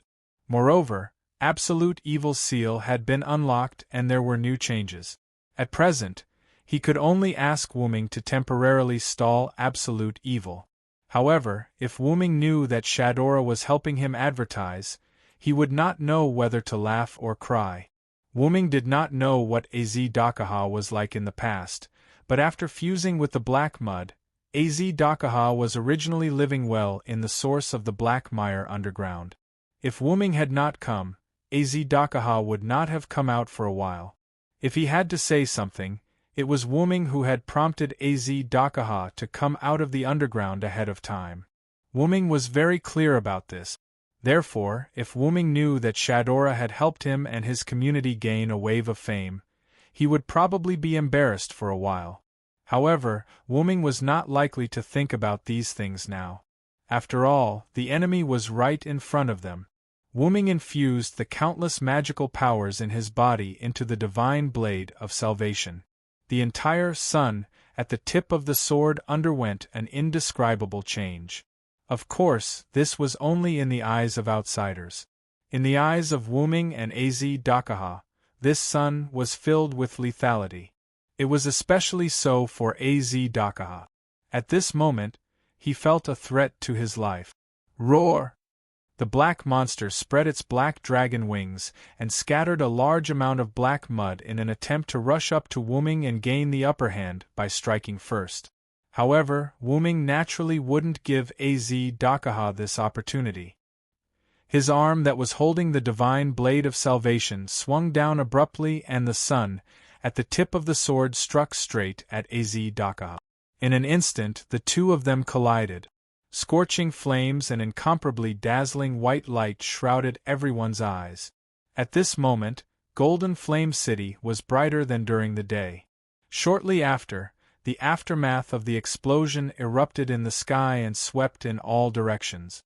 The scale of the heat wave was so huge that everyone who had retreated from Golden Flame City couldn't help but extend their arms to support their bodies to resist the heat wave.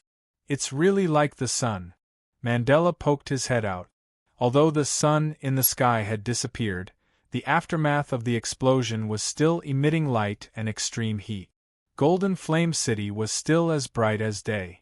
Besides, Mandela was filled with all sorts of emotions after witnessing Wu-ming's strength once again. Wu-ming was still an existence that no one dared to look up to. However, unlike Mandela, the others were more concerned about whether the monster had been defeated by Wu-ming. Has it been defeated? It was unknown who said this. At this moment, before the aftermath of the explosion in the sky dissipated, a black figure fell from the sky. Everyone focused their gaze and realized that it was the black monster. The monster was defeated by the hero. However, before everyone could rejoice, they realized that the black mire on the ground had begun to extend toward the sky as if it was going to catch the monster. In fact, that was indeed the case. The black monster was caught by the high platform made of black mire. The monster stood firm and looked at the sky again, as if provoking the hero who had just shot it down. This was also a signal that the monster had not been defeated by the hero. It had only been shot down, and the danger was still there. Cover the evacuation of the residents immediately. Mandela, who saw this scene, immediately ordered the members of Salamandra. Mandela thought to himself, as expected, it's impossible for the opponent to be defeated by a non-human existence in the final trial. Golden Flame City was no longer safe, and the entire outer gate of 54,545 was no longer safe either. They had to evacuate from this outer gate as soon as possible. Yes. Some of the members of Salamandra seemed to have yet to react to the series of events just now. They were stunned for a while before agreeing. After Mandela's reminder, all the residents of Golden Flame City hurriedly took action. They were not fools. It was obvious that the monster could not be killed in a short time. Moreover, the black mire was still spreading, so they had to retreat to a safer place. Fortunately, because they had just experienced the Demon King's attack during the day, not all the residents of Golden Flame City returned to Golden Flame City. In addition, the people of Boxting were used to various disasters, so the following retreat was more orderly. If it were ordinary people in the outside world, the fire caused by the black mire would have burned everyone to ashes. Wu-ming, who was flying high in the sky, looked at the people around Golden Flame City gradually dispersing. He was inexplicably relieved.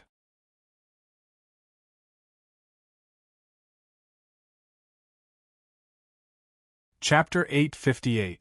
Wu-ming could not understand what was going on in the minds of the residents of the box. In the face of such a disaster, they just stood around and watched? Why were they so calm? But at least they retreated in the end. With that in mind, Wu-ming looked down at Aziz Dakaha, who was staring at him like an abyss. In this way, Wu-ming could deal with this guy with peace of mind.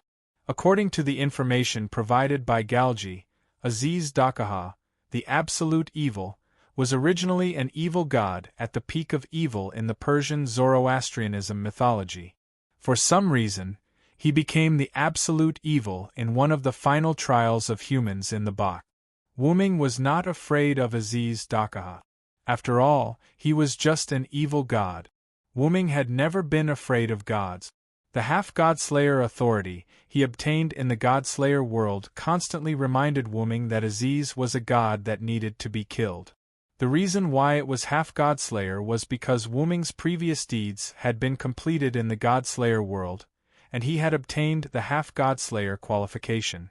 Wuming had left his inheritance in Uruk, and he had killed the last king, Rama, and replaced him.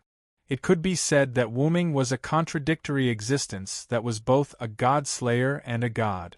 However, Aziz Dakaha was not just an evil god in the Zoroastrianism. In this box, he had become one of the final trials of humans. And in the final trial of humans, he had to be defeated, surpassed, by humans. This was why Mandela wanted Wuming to temporarily stall Aziz Dakaha instead of defeating him. But that attack just now should have killed Aziz Dakaha, right? Yes, Wuming's blow just now did hit Aziz Dakaha, and Aziz Dakaha's breath at that time was also in a state of death. The Blade of Salvation was a so-called planet-destroying weapon. Even if Aziz Dakaha was an evil god, he would not be able to withstand the powerful blow of the Blade of Salvation in a head-on clash. That was why Wuming said that he had killed Aziz Dakaha. However, Wuming had subconsciously forgotten that this was the Box Garden world. The fire worship sect's three-headed demonic dragon, Aziz Dakaha, had indeed died. However, humans would never be killed by non-human beings in the final trial. Therefore, Quan Ting's system allowed Aziz Dakaha to come back to life. "You can't kill me, my old enemy." At this moment, Aziz Dakaha spoke, but for some reason, all three of his heads spoke at the same time, speaking with emphasis to Wuming. "You still have self-awareness." Wuming was shocked. After all, no matter who it was, they would think that the three-headed monster that was covered in black mud and whose original appearance could not be seen clearly and could only roar furiously had lost its mind. "I am evil to begin with. How can I be controlled by this filth?" Aziz Dakaha's three heads replied together in a mocking tone to Wuming.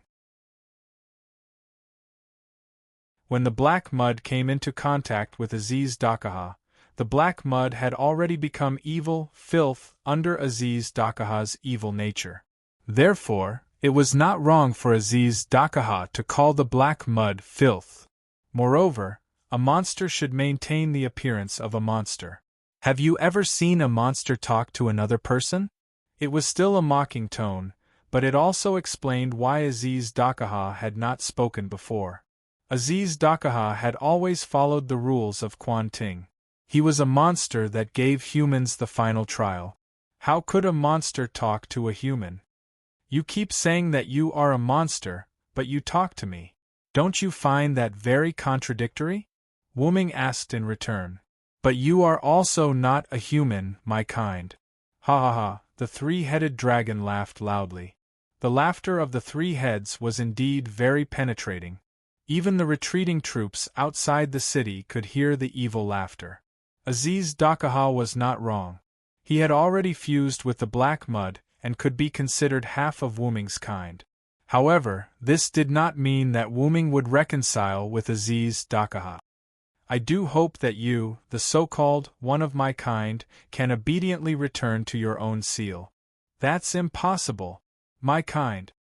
Aziz Dakaha's three heads stared at Wuming. "If I don't kill you, I won't be able to take it." For example, humans had to eat and drink. As an existence that had fused with the black mud, Aziz Dakaha was hostile to Wuming due to the black mud. This caused Aziz Dakaha to half-willingly choose to eliminate Wuming. "What's more, I still have the responsibility of giving the humans the final trial. If I don't destroy the humans, I will also feel terrible." Ha ha, Aziz Dakaha's words were as casual as if he was talking about eating and drinking. Wu-ming could not understand the meaning behind Aziz Dakaha's words. Then, Wu-ming pointed the divine blade of salvation at Aziz Dakaha. Then, there is nothing to talk about between us. I will destroy you, just like those guys before. You will not be able to do it. If you want to know why, it is because... Aziz Dakaha lowered his head, then suddenly raised it. I will destroy you here and now. After saying that, countless black mud turned into giant pillar-like tentacles that rushed into the sky like poisonous snakes that were about to prey on birds. Then you can try, Wu-ming said as he charged at Aziz Dakaha. While dodging the tentacles, Wu-ming thought of a way to deal with Aziz Dakaha. Aziz Dakaha had just admitted that Wu-ming had indeed killed him, but there was no doubt that he had immediately revived. According to the information provided by Galji, according to the rules of the box court, in order to kill absolute evil, one had to destroy the other party's head, shoulders, and heart. It was said that the head and shoulders had been permanently damaged, so all one had to do was destroy absolute evil's heart. However, this method would not work on Wu-ming. It would be fine if it was just absolute evil, but the problem was that the other party had already fused with the black mud. The permanent damage to the head and shoulders could not be seen at all. Moreover, who knew if Aziz Dakaha's original weakness had changed after fusing with the black mud? Even if it was still his weakness, Wu-ming did not think that absolute evil would die just because his head, shoulders, and heart were destroyed. Absolute evil's revival was a good example. Therefore, according to the rules of the box court world, I have to solve the human's final trial, absolute evil gift game to stop Aziz Dakaha from reviving.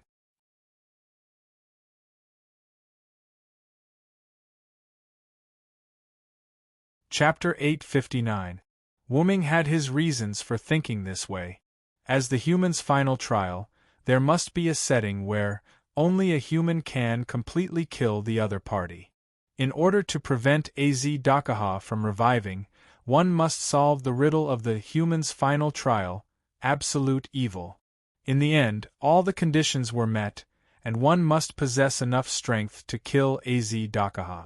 Wu-ming's personal guess was that only by meeting all three of these conditions could absolute evil Az Dakaha be completely killed.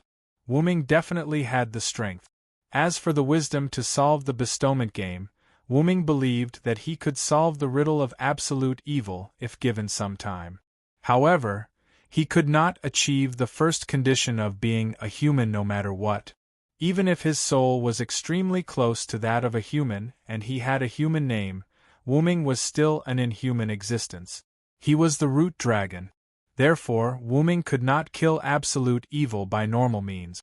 The reason why it was normal was because of the restrictions brought about by the root dragon's exempt box system. Although Wu-ming could participate in the bestowment game, the punishment for failing the bestowment game would not take effect on Wu-ming. Wu-ming, who had the identity of the root dragon, did not need to comply with these three conditions from the beginning. He could rely on his own strength to kill Az Dakaha. However, Az Dakaha had the root black mud. The root black mud might have brought unexpected benefits to Az Dakaha. For example, it made Wu-ming unclear of Az Dakaha's current abilities, intelligence, and weaknesses. However, as Wu-ming was the nemesis of the root black mud, the root black mud could be said to have given Wu-ming an advantage in dealing with Az Dakaha. That was all there was to the nemesis. Wu-ming could completely ignore the series of conditions that he had deduced earlier and directly kill Az Dakaha. Therefore, from the beginning, Wu-ming only needed to use the power of the root dragon to ignore all factors and achieve the conditions to directly kill Az Dakaha. Of course, Wu-ming only thought of this now, but there was a blind spot at the moment. Whether this body can produce the power of origin is another matter. While dodging the black mud tentacles, Wu-ming could not help but frown. Although when he returned to the box, Wu-ming adjusted the spiritual base to the perfect standard for a servant, Wu-ming was still unsure whether it could produce the power of origin. As the clones of the heroic spirits, the attributes of the servant's interface were fixed. Wu Ming's spiritual base was the same. Although Wu Ming had broken this rule a few times, there was a reason for it. When he fought against Garna, the last noble phantasm that Wu Ming used was a temporarily modified noble phantasm. The reason why it could be like that was because at that time, Wu Ming's servant identity was Sodlek, which was a character that Wu Ming had fabricated in history, so he could change it however he wanted. Secondly, the world at that time was the native world of the inhibitors, and the inhibitors had a lot of power at that time, so they did not want the humans to be burned down. Because of these 2 points, Wu Ming's spiritual base could be arbitrarily modified on the spot at that time. Also, relying on the power of the Holy Grail to modify the spiritual base, Wu Ming changed from Saber Sodlek to Caster Uruk Hyunryong. After all, the Holy Grail was a cheat, and Wu Ming himself was also a cheat, so it was not surprising that he could do this. Now, if Wu Ming wanted to modify the spiritual base on the spot, apart from being in the root, he had to rely on Wu Ming's own body, or his original body. The first time Wu Ming used the power of the root was when he faced Gidia. Although he could use it inexplicably, because Wu Ming's body had stayed in the root for a long time, his body had evolved, so Wu Ming, who often used his clones, was not very clear about it. However, it was the innate power of the root dragon, so it was reasonable for Wu Ming to master it. However, Wu Ming's experience of using the power of the root was only that one time. After all, since then, Wu Ming's body fell into the box garden world and disappeared. Now that he didn't have the Holy Grail, nor did he have any restraining power, and his main body was nowhere to be seen, Wu Ming had no way to change his current spirit base. Wu Ming clearly sensed the aura of his original body just now, but he couldn't sense it now. If Wu Ming didn't look for Shadora, he might be able to find his original body. But if he didn't look for Shadora, perhaps, no, it should be certain that something would happen to Shadora today. However, Wu Ming didn't regret it. Although he hated Mandela, he didn't hate Shadora. This little girl who worked hard for the community made him realize that Shadora was worth Wu Ming saving. Anyway, even if Wu Ming didn't save Shadora and directly went to the location of his original body, Wu Ming might not be able to find his original body. After all, Az Dakaha was there. I'm afraid that my original body was covered by the black mud again. If there was anything that Wu Ming could think of that could conceal his original body's aura, it would be the black mud. Or perhaps, my original body is now in Az Dakaha's body. While pondering, Wu Ming avoided the black mud tentacles and arrived before Az Dakaha. Roar! Az Dakaha wasn't afraid of Wu Ming. He stood up in his human form and coalesced a huge blade from the black mud, slashing it at Wu Ming. Bzzz. Wu Ming raised his divine blade of salvation to meet the attack. Countless lightning of salvation attached to the divine blade of salvation exploded. In an instant, Az Dakaha, who had already stabilized his body, pointed at Wu Ming. Countless black mud tentacles flew around Wu Ming and wrapped Wu Ming into a sphere that kept compressing. At this moment, a thunderous sound came from the sphere formed by the black mud tentacles wrapped around Wu Ming. Boom! Then, the black mud sphere slowly disintegrated, revealing Wu Ming in the center of the sphere, unharmed. Wu Ming's spirit base couldn't produce origin power on its own, but as an entity that had fused with Wu Ming's main body, the divine blade of salvation had also been strengthened to a certain extent during the Great Origin. While it couldn't completely suppress the black origin soil, it was still tainted with a bit of origin power. Combined with the divine blade of salvation's extraordinary nature, the divine blade of salvation should be able to deal with a certain amount of black origin soil. It should be noted that the divine saber of salvation could easily kill Az Dakaha with a single strike. The best example was the divine saber of salvation's ability to kill Az Dakaha with a single strike. But that wasn't enough. Just relying on the divine blade of salvation was not enough to kill the final trial's absolute evil, Aziz Dakaha. After all, a quantitative change would lead to a qualitative change.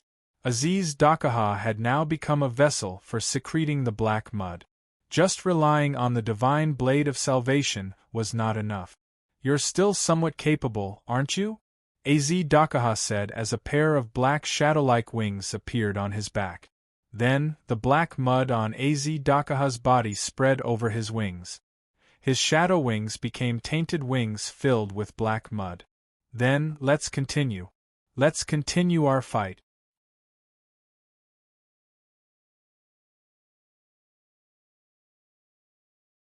Chapter 860. Shadora flew in the sky above the 54545 outer gate and looked at the 54545 outer gate with a worried expression. She couldn't sense what was going on inside the gate. A day had passed. At this moment, the entire 54545 outer gate was completely covered by the black mud. However, the people of the 54545 outer gate and their communities had all evacuated from the 54545 outer gate because of Wuming's cover. After all, there was no effective way to stop the black mud from spreading. Everyone in the 54545 outer gate could only retreat. In the end, they relied on the boundary wall of the outer gate to stop the black mud from spreading. However, the boundary wall couldn't be used anymore. Not only that, but many places, or rather, the buildings of the entire 54545 outer gate had changed. The black mud seemed to have made a lot of irregular changes in the shape of the original buildings. Not only did it make the 54545 outer gate unrecognizable, but it also blocked the sky of the entire 54545 outer gate like a lush black forest. Moreover, the second change of the black mud also connected, making the 54545 outer gate look like a huge mountain with a lot of holes. One thing was certain. The entire 54545 outer gate had completely turned into Aziz Dakaha's black mud territory. Moreover, it seemed that the black mud had the ability to block detection. The people of the 54545 outer gate couldn't find out what was going on inside, including whether Wuming was alive or dead. There was no movement inside at all. However, the people of the box court couldn't just sit there and wait for death. The members of Salamandra, who had retreated from the 54545 outer gate, had already united a large number of communities in the surrounding outer gates to form a battle line around the 54545 outer gate. The purpose was to prevent the black mud from spreading. Although the black mud wasn't spreading now, who knew when the black mud would break through the boundary wall and start spreading? It wasn't too late to mend the pen after the sheep were lost, right? The reason why the other communities were so obedient was because Shadora had revealed that the enemy who attacked Glowing Flame Capital and the entire 54545 outer gate was absolutely evil. Moreover, the leader of this alliance was the strongest demon in the North District, Vera Za Ignifast, which was why they were willing to compromise. Moreover, there was nothing they could do even if they did not compromise. If the enemy was absolutely evil, they would definitely die if they did not unite. This was without a doubt. If they were united, there was still hope for survival. Shadora, so you're here, Mandela said in a heavy tone as he flew to Shadora's side. Big brother, will Master Villo be all right? Shadora looked at Mandela worriedly. Seeing his sister's expression, Mandela turned his head to the side. You're the ruler of the hierarchy. Don't always show such an expression.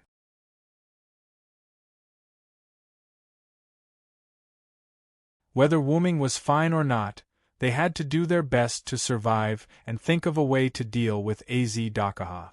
This was a matter of life and death. Although Mandela didn't answer Shadora directly, she understood what he meant. After all, they were siblings. It's hard to believe. If even Master Villo can't deal with the enemy, can we really deal with it? Shadora said as she looked at the changed outer gate of 54,545 outer gate. And our house. It changed completely in just a day. However, even if it didn't change, it would probably be destroyed by absolute evil. I've already sent out a distress signal to the other classes and reported this to the higher-ups of the box court. If nothing goes wrong, the Sky Army should be here soon.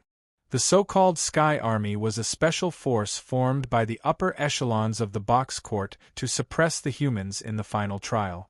Although not everyone knew about the existence of the Sky Army, Shadora naturally knew about it as the leader of the upper echelons.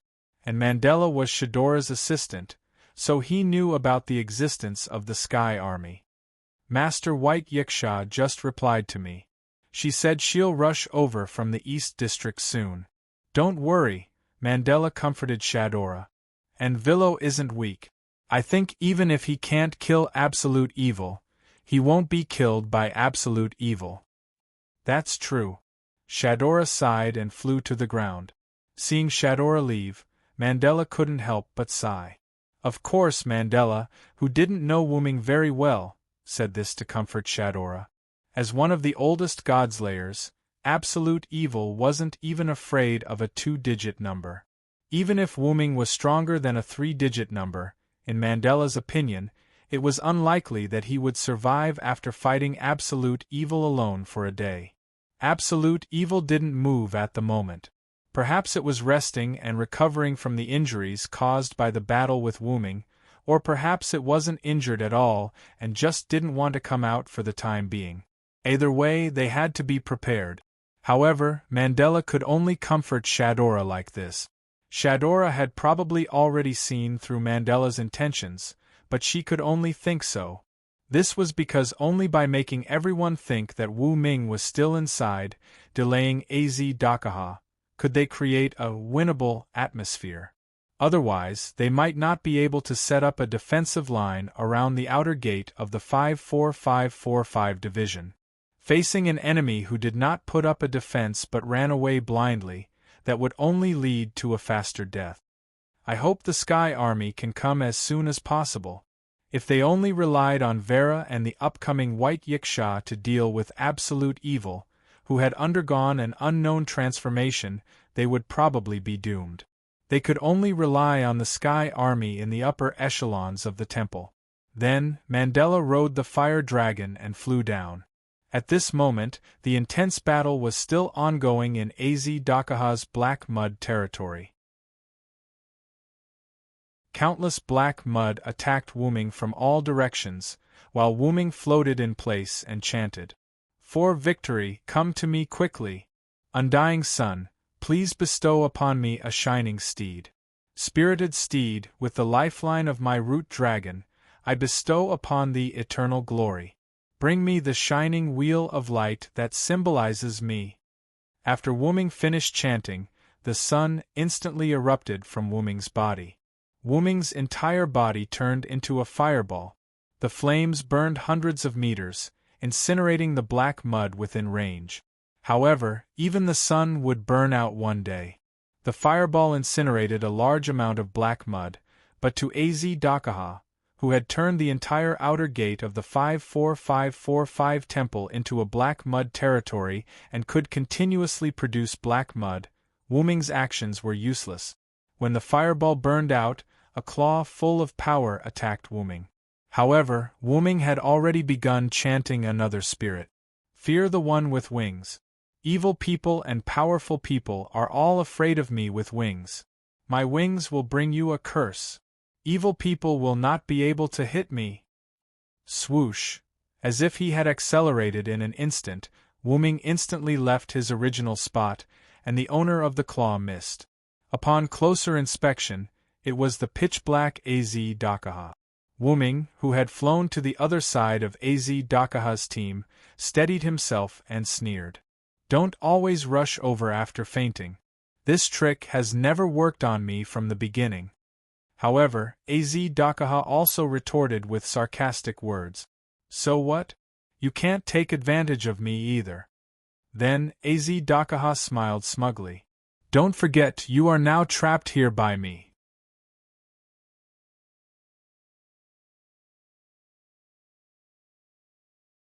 Chapter 861.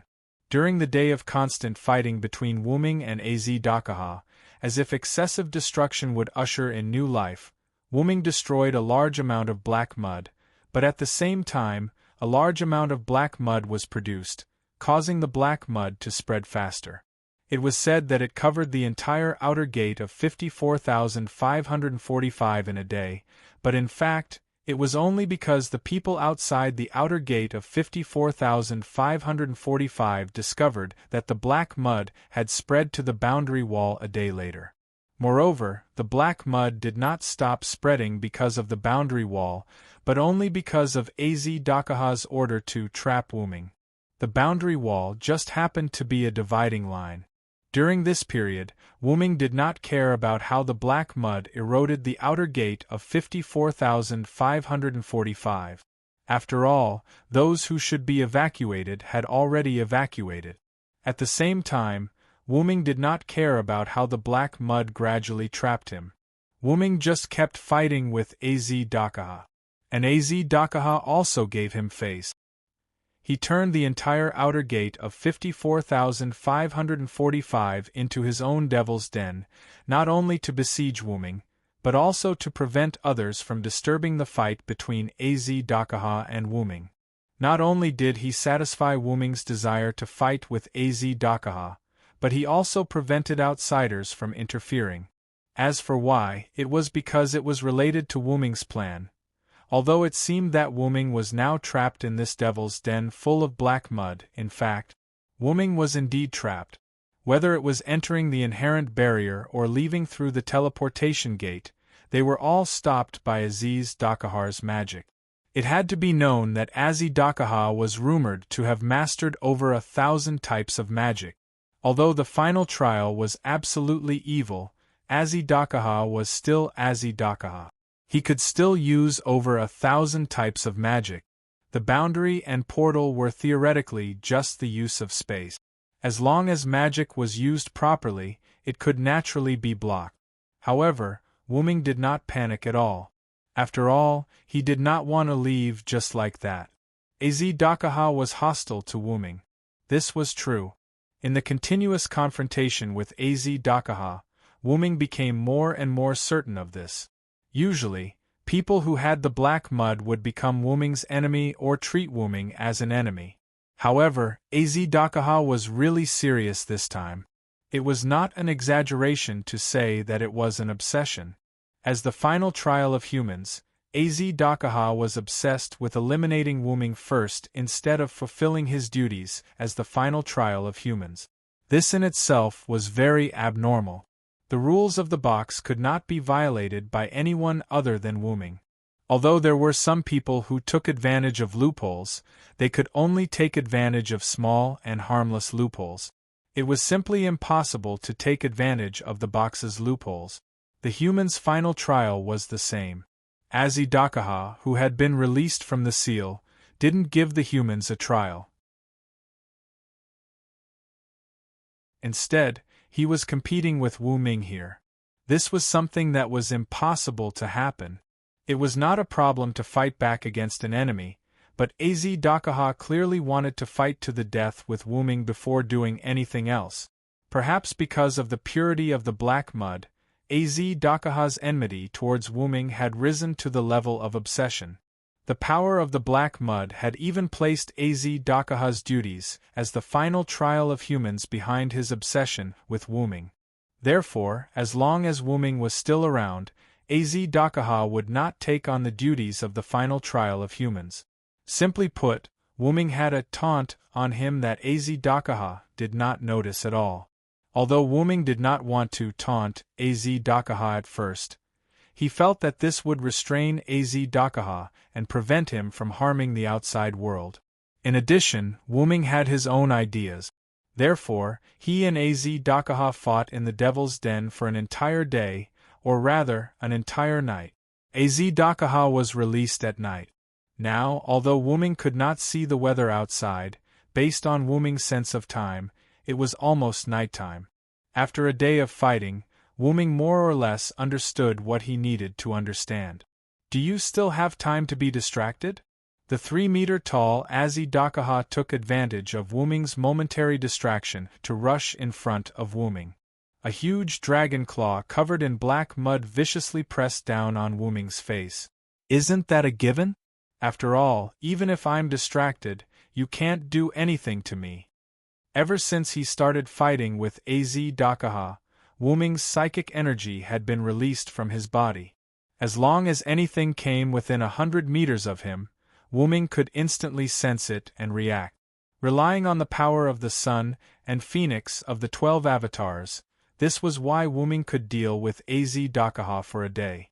Using Giant to wrestle in close combat, using Vitality to recover himself from time to time, and whenever he was surrounded by black mud, he would use Sun to burn it, and then use Phoenix to move.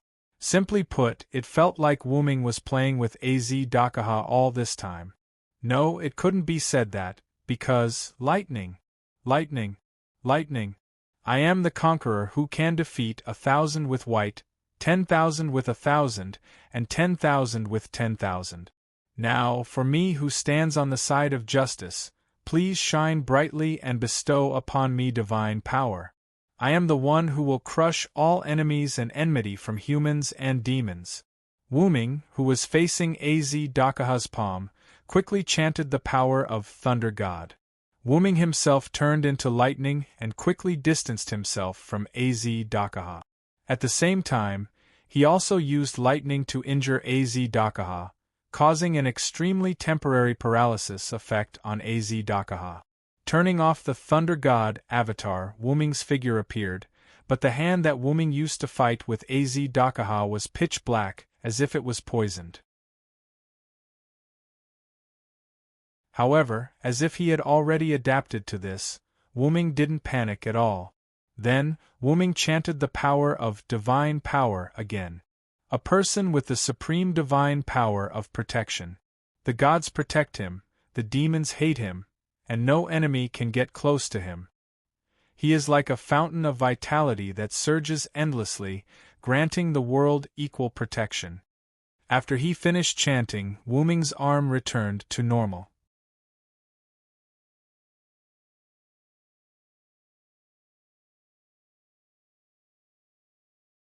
Chapter 862.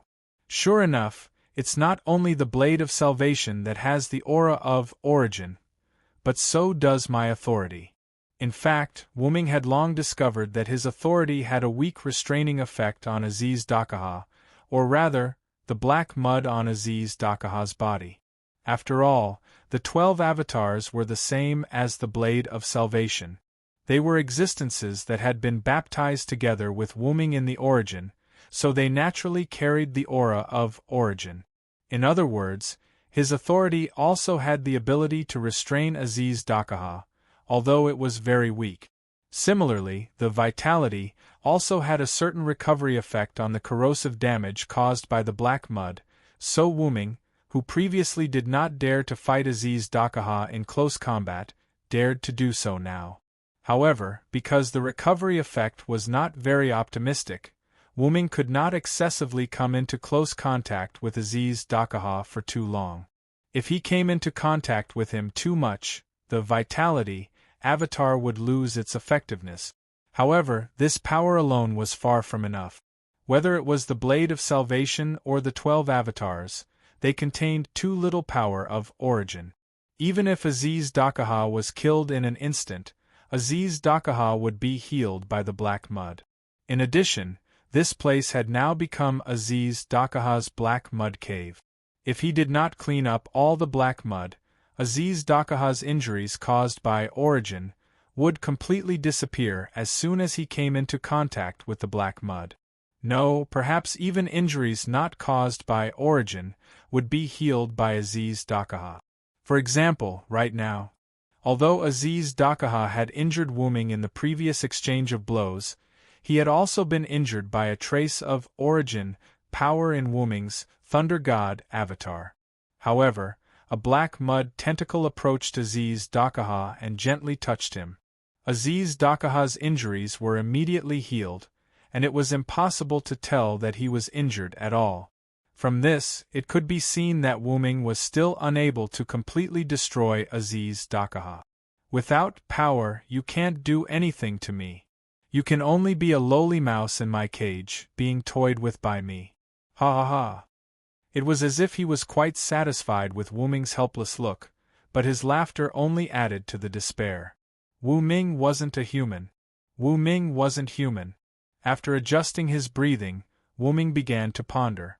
According to Az Dakaha, it seemed like he had never used his full strength and was only playing with Wu Ming. Wu Ming did not think that Aziz Dakaha was bluffing. Aziz Dakaha had once fought against millions of gods and was not at a disadvantage. Although there were only 3 digits of him, he was no weaker than the 2 digits of humans in the final trial. Just the god spirit level body created from his blood alone was enough to make him suffer. By the way, this information was obtained from Galji by Wu Ming's clone. This information was mixed in with the Lune runes from before. Perhaps it was because Aziz Dakaha was covered in black mud, but Wu Ming had never seen Aziz Dakaha use the blood clone technique. However, this technique should be considered passive and could not be used actively. Moreover, Aziz Dakaha's blood had probably been assimilated into the black mud. Did that mean this technique could not be used? Wu Ming was overthinking things. Since the blood had been assimilated by the black mud, didn't that mean the black mud was Aziz Dakaha's blood? Roar! Suddenly, Aziz Dakaha roared. Under Wu Ming's solemn expression, blurry things appeared from the black mud. There was no doubt that these were Aziz Dakaha's clones. Roar, roar, roar! These indistinguishable black clones roared in unison, and then rushed in Wu Ming's direction, or it could be said that they were carried by the black mud and flew over. It seemed that Aziz Dakaha was not prepared to continue playing with Wu Ming. Coincidentally, Wu Ming had the same thought. God says humans are sinful. God says humans need to be purified. Thus, I bestow the flood upon my body. In the name of the Supreme King, I will grant the people of the world equal relief. Wu Ming slowly chanted the spirit of words until the Azi Dakaha clone at the front was extremely close to Wu Ming. The spirit of words had just finished chanting. In an instant, an ocean-like wave surged out of nowhere from Wu Ming's back, washing away all of Aziz Dakaha's doppelgangers and a large amount of black mud. In an instant, the flood erupted. The flood that submerged the entire outer gate of 54,545 caused Aziz Dakaha to raise his height. He was clearly surprised by Wu Ming's move. Without stopping, Wu Ming extended his left hand and continued to chant other spirit of words. Thou hast violated the contract and brought sin to the world. Lord's day, sinners shall be punished. Crush their backs, dig out their bones, hair, and brains, and trample on their blood and mud. If I am the one who cannot approach the darkness, I will follow the words of the Lord and destroy thee. The flood changed color and turned black. At the same time, the flood also changed in nature. The black mud was being eroded by the flood that was mixed with twice the original power. It was quite shocking. But just the combination of the flood and annihilation avatars was not enough to have a serious effect on the black mud. And because of the mutual restraint, the black mud was also slowly devouring the black flood that submerged the outer gate of 54,545.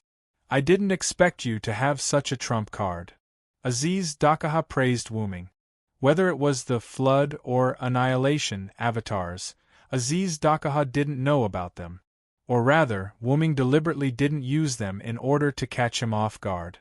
But this alone isn't enough. Aziz Dakaha seemed to be mocking Wu Ming.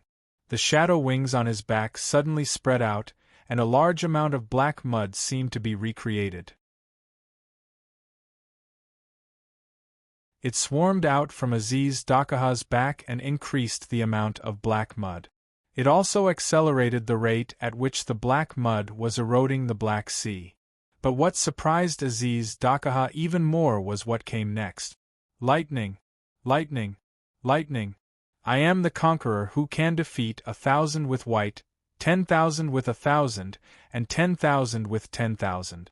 Now, for me who stands on the side of justice, please shine brightly and bestow me with divine power. Reaching out his right hand, Wuming chanted a new incantation. Countless thunderbolts mixed into the black flood. The black flood with thunderbolts was temporarily on par with the replenished black mud. At this moment, Wuming's two outstretched hands suddenly clasped together. I am the one who will crush all enemies and enmity between humans and demons. Suddenly, Wuming adjusted the Thunder God avatar to the maximum output. Suddenly, the area contained by the Black Sea, or rather, the entire outer door of the 54545 division, was filled with thunderbolt. The Black Sea instantly became a sea of thunderbolt. However, the large amount of thunderbolts didn't spread to the surroundings. Instead, they evaporated the entire Black Sea. The entire Black Sea was disappearing at a speed visible to the naked eye. Is his brain damaged? Or is it that he didn't control his moves well? Aziz Dakaha mocked Wuming's play of his own attack canceling out his own attack. But then, Aziz Dakaha realized that something was wrong, because his entire black mud den was covered in fog.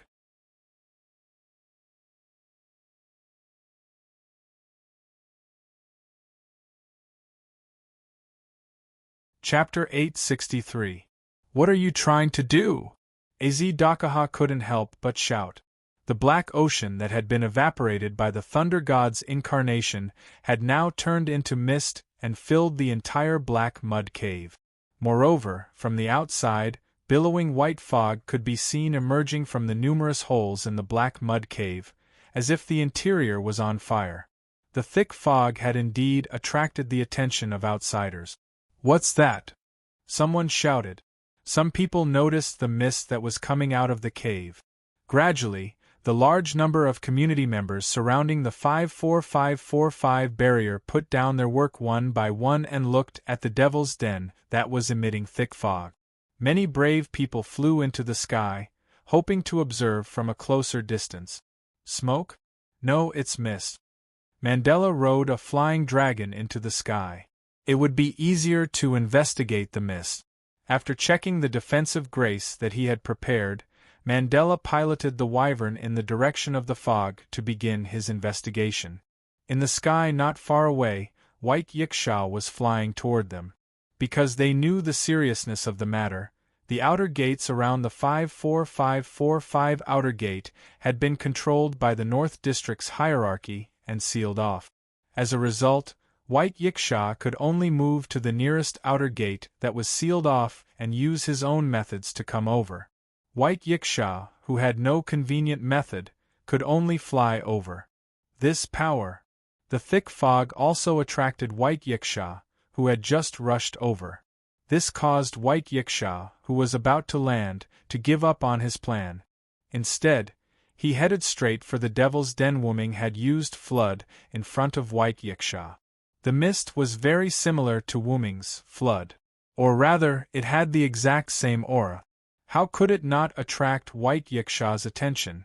In the temporary meeting room of the 54545 Outer Gate Alliance, Shadora, who was alone with Vera to discuss the situation, also ran out because of the mist. Vera was the same. Villo, Vera muttered softly. She jumped and flew up as well. Wait a minute, Master Vera? Shadora immediately followed after seeing this.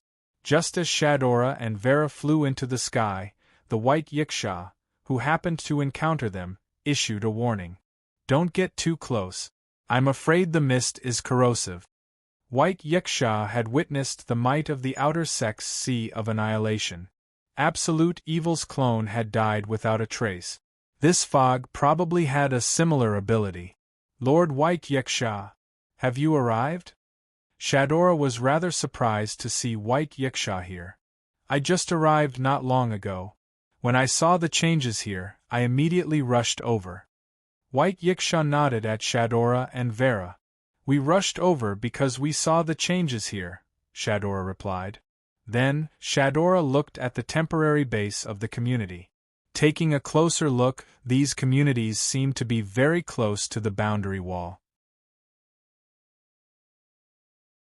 If the corrosive mist were to spread, it would be terrible, Shadora asked. Lord White Yiksha, do we need to inform the surrounding communities to retreat? Although she was in the same class as White Yiksha, compared to White Yiksha, there was nothing wrong with Shadora asking White Yiksha whether it was strength or experience. However, Vera answered Shadora instead of White Yiksha. This is a gift from the Villo. It has the aura of a Villo. Vera meant that there was no need to retreat. Not only that, but Vera also gave White Yiksha the urge to rush in. Don't act rashly, Vera. Seeing that Vera had such an impulse, White Yiksha said to Vera.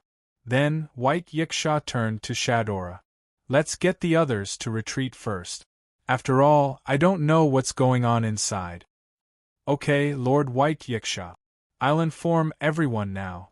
But at this moment, a figure fell from the sky. That's Big Brother Mandela? Shadora was shocked. Why did Mandela fall from the sky all of a sudden? Could it be that he was in danger? Although they didn't know what happened to Mandela, White Yiksha and the others wouldn't watch Mandela fall just like that. Swish! Suddenly, White Yiksha shot out at the speed of a rocket, easily rescuing the fallen Mandela and the wyvern carrying Mandela. Vera and Shadora also flew over one after the other. Big Brother Mandela? Shadora yelled and flew to White Yiksha's side. White Yiksha held the unconscious wyvern in one hand and the unconscious Mandela in the other. His expression was rather solemn. No matter if it was the wyvern or Mandela's body, or rather, their skin was filled with burn marks. They must have been accidentally corroded by the spreading mist during the investigation. But don't worry, it's just a severe burn on the skin, White Yiksha said and handed the wyvern and Mandela to Shadora. Perhaps a severe burn on the skin outside the box was a serious injury, but it was only a minor injury inside the box. Moreover, Mandela was a subspecies of the fire dragon and had a certain resistance to fire damage, so Mandela wasn't seriously injured. Shadora, after bringing Mandela back, immediately informed the surrounding communities to retreat by 10 kilometers and pay attention to any changes here. If there's no other way, retreat further. Yes, Sir White Yiksha. Shadora, who was concerned about her brother, nodded immediately and flew down with Mandela and the wyvern. Then, White Yiksha looked at the mist released by the demon's den, and said to Vera. It can even burn a subspecies of the fire dragon, and it looks like the aftermath. This mist isn't simple, White Yiksha said. Although she knew that Wuming was powerful, Wuming always brought her new surprises. The Villo is in danger, Vera said and was about to barge in again. Is this really okay? Perhaps because there were no outsiders, White Yiksha's rather strange words entered Vera's ears. Although the Villo isn't safe, it isn't dangerous either. I know that guy better than thou. No matter what, White Yiksha had the advantage over Vera in terms of time and understanding. That guy isn't someone who can be defeated easily, even if the opponent is absolute evil. Otherwise, Wuming wouldn't have been able to create such a huge commotion after fighting with Az Dakaha for a day. Although that was the case, it wasn't a reason to stop Vera. Knowing this, White Yiksha immediately flew in front of Vera and spoke again. Who knows, it might be a crucial moment now. If thou barge in, it might ruin the Villo's plan. Ugh! Vera was instantly embarrassed. It had to be said that this was exactly what Vera wanted. Indeed, after all, Wuming and Az Dakaha had been fighting inside for a day. What if it was a crucial moment now and Vera suddenly barged in and disrupted it? It's better for us to stay on the periphery and observe the situation. However, at this moment, a heat wave that distorted space shot out from a corner of the demon's den and crashed into the boundary wall, causing a shocking explosion.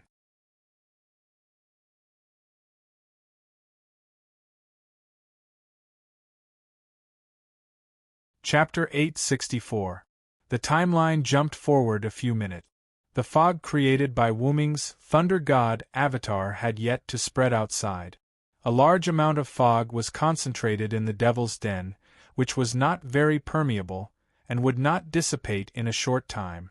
First, the fog corroded the interior of the Devil's Den, and the interior of the Devil's Den was completely filled with black mud. Hiss! When the fog came into contact with the black mud, there was the sound of something being corroded. The corroded black mud had no choice but to passively endure it because the fog was too small. Unless the black mud filled the entire Devil's Den, it would not be able to do anything. What is this? Az-Dakaha recognized the nature of the mist. Az-Dakaha was surprised to see the true nature of the fog. It was a black sea of gas molecules, and these molecules carried the power of flood and annihilation. It was this power that was constantly corroding the black mud. However, as these gas molecules corroded the black mud, the fog molecules themselves were also dying. After all, the black mud also had the ability to corrode. When the gas molecules corroded the black mud, they would also be corroded by the black mud. It could be said that even if the black mud could only passively endure it, it would not suffer much. However, these gas molecules were originally sacrificial pawns. Their purpose was to provide cover for Wu Ming, so it did not matter if they were used up. Since it was to provide cover, Wu Ming naturally had plans to do something. As an existence with a similar mind, Az-Dakaha would not just wait for Wu Ming to continue. Don't even think about it. No matter what Wu Ming wanted to do, Az-Dakaha would not let Wu Ming have his way.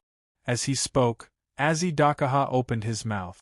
The inside of his mouth was also covered in black mud. It was so dark that no one could tell what it originally looked like.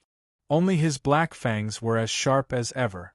In this pitch-black mouth, flashes of flames suddenly appeared between the fangs and moved restlessly. In an instant, Wu Ming, who was hidden in the fog, could clearly feel that the world had begun to shake. Legend had it that the three-headed mystic dragon was a human king who was guided by the evil god of the sect of fire, Angola Manuel. Before he was defeated, he had destroyed a third of the world. This inheritance that destroyed a third of the world became Az-Dakaha's gift in the box court world. It was also known as the strongest gift of the Lightning series, the Kvarina of the Hegemon's halo. At this moment, the radiance of the Kvarina that Az-Dakaha spoke of gradually solidified. During this process, a trace of black aura climbed onto the radiance and dyed the Kvarina black. Without a doubt, it was the source of black mud. No matter what you want to do, I will kill you before you complete it.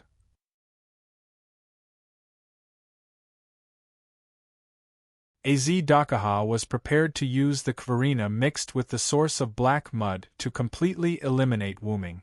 With that, Az-Dakaha spat out the Kvarina, which had been strengthened by the black origin soil, towards the ground. An ominous wave of extreme heat shot out from Az-Dakaha's mouth. It was a heat that could melt steel in an instant. Then, an extremely strange scene occurred. A heat ray more than 10 meters in diameter shot out from the 3-meter-tall Az-Dakaha's mouth. Under Az-Dakaha's control, it shot straight towards Wu Ming's position, or rather, the position before the fog covered Wu Ming's figure. The fog that came into contact with the heat ray disappeared in an instant, and the fog near the heat ray evaporated completely. In the end, the heat ray hit Wu Ming's position and caused a violent explosion. Not only that, but the Kvarina continued to be released. In the end, the black mud cave was penetrated, and the Kvarina was spat out by Az-Dakaha. But at this moment, Wu Ming's voice entered Az-Dakaha's ears. Az-Dakaha was sure that Wu Ming was behind him. In other words, Wu Ming had dodged Az-Dakaha's prize technique. Perhaps it was the interference of the corrosive fog that caused Az-Dakaha's perception to drop for a moment, so he didn't notice Wu Ming's movement. As for Wu Ming, he had already started chanting the words of the Phoenix incarnation when the fog had covered his body. He arrived behind Az-Dakaha. However, before Dakaha could get angry, a feeling of surprise rushed to his mind. For victory, quickly come before me. Undying sun, please bestow upon me a shining steed. The demonic whisper entered Dakaha's ears, and at the same time, Dakaha could feel a wave of heat spreading from his back. Immediately after, another sentence of strengthened words came out. Spirited steed, I, the lifeblood of the dragon of origin, bestow thee eternal glory. Bring me the shining wheel that symbolizes me. The heat was mixed with the aura of a large amount of origin power. It was certain that Wuming was behind Dakaha, and he was very close. But soon after, Dakaha had doubts. He couldn't possibly have so much origin power, right? But what was certain was that if Dakaha was hit by this move, there was a high possibility that he would be killed, ignoring the rules of the box court. It was a huge crisis. But Dakaha wouldn't just sit there and wait for death. If Silent Wonder's attack hit Dakaha, then Dakaha might be able to insta-kill him. However, at such a close distance, if Silent Wonder was hit by Kvarina's wheel of hegemony, the Kvarina in his mouth, which had yet to be completely extinguished, once again ignited with a black light. Dakaha abruptly turned his body and shot it out. A heat ray that was several meters long instantly covered everything in front of Dakaha. Although the Kvarina's power and range weren't as strong as before because it wasn't charged, Dakaha didn't think that Wuming could withstand this attack. Where are you attacking, Dakaha? Wuming's figure appeared as he spoke. And Wuming's current position was right next to the heat ray that hadn't ended yet. Dakaha was right. Wuming couldn't withstand the Kvarina mixed with black mud, but if Dakaha couldn't hit Wuming, it would be a different matter. It could be said that if Dakaha had released the Kvarina, Wuming would have died without a doubt. But Dakaha had missed. How is this possible? Dakaha's pitch-black pupils dilated a little. Clearly, he didn't believe that he had made a mistake. You're tuning in to the Phoenix Knights YouTube channel. Don't forget to subscribe and join us on this journey to catch the most captivating stories.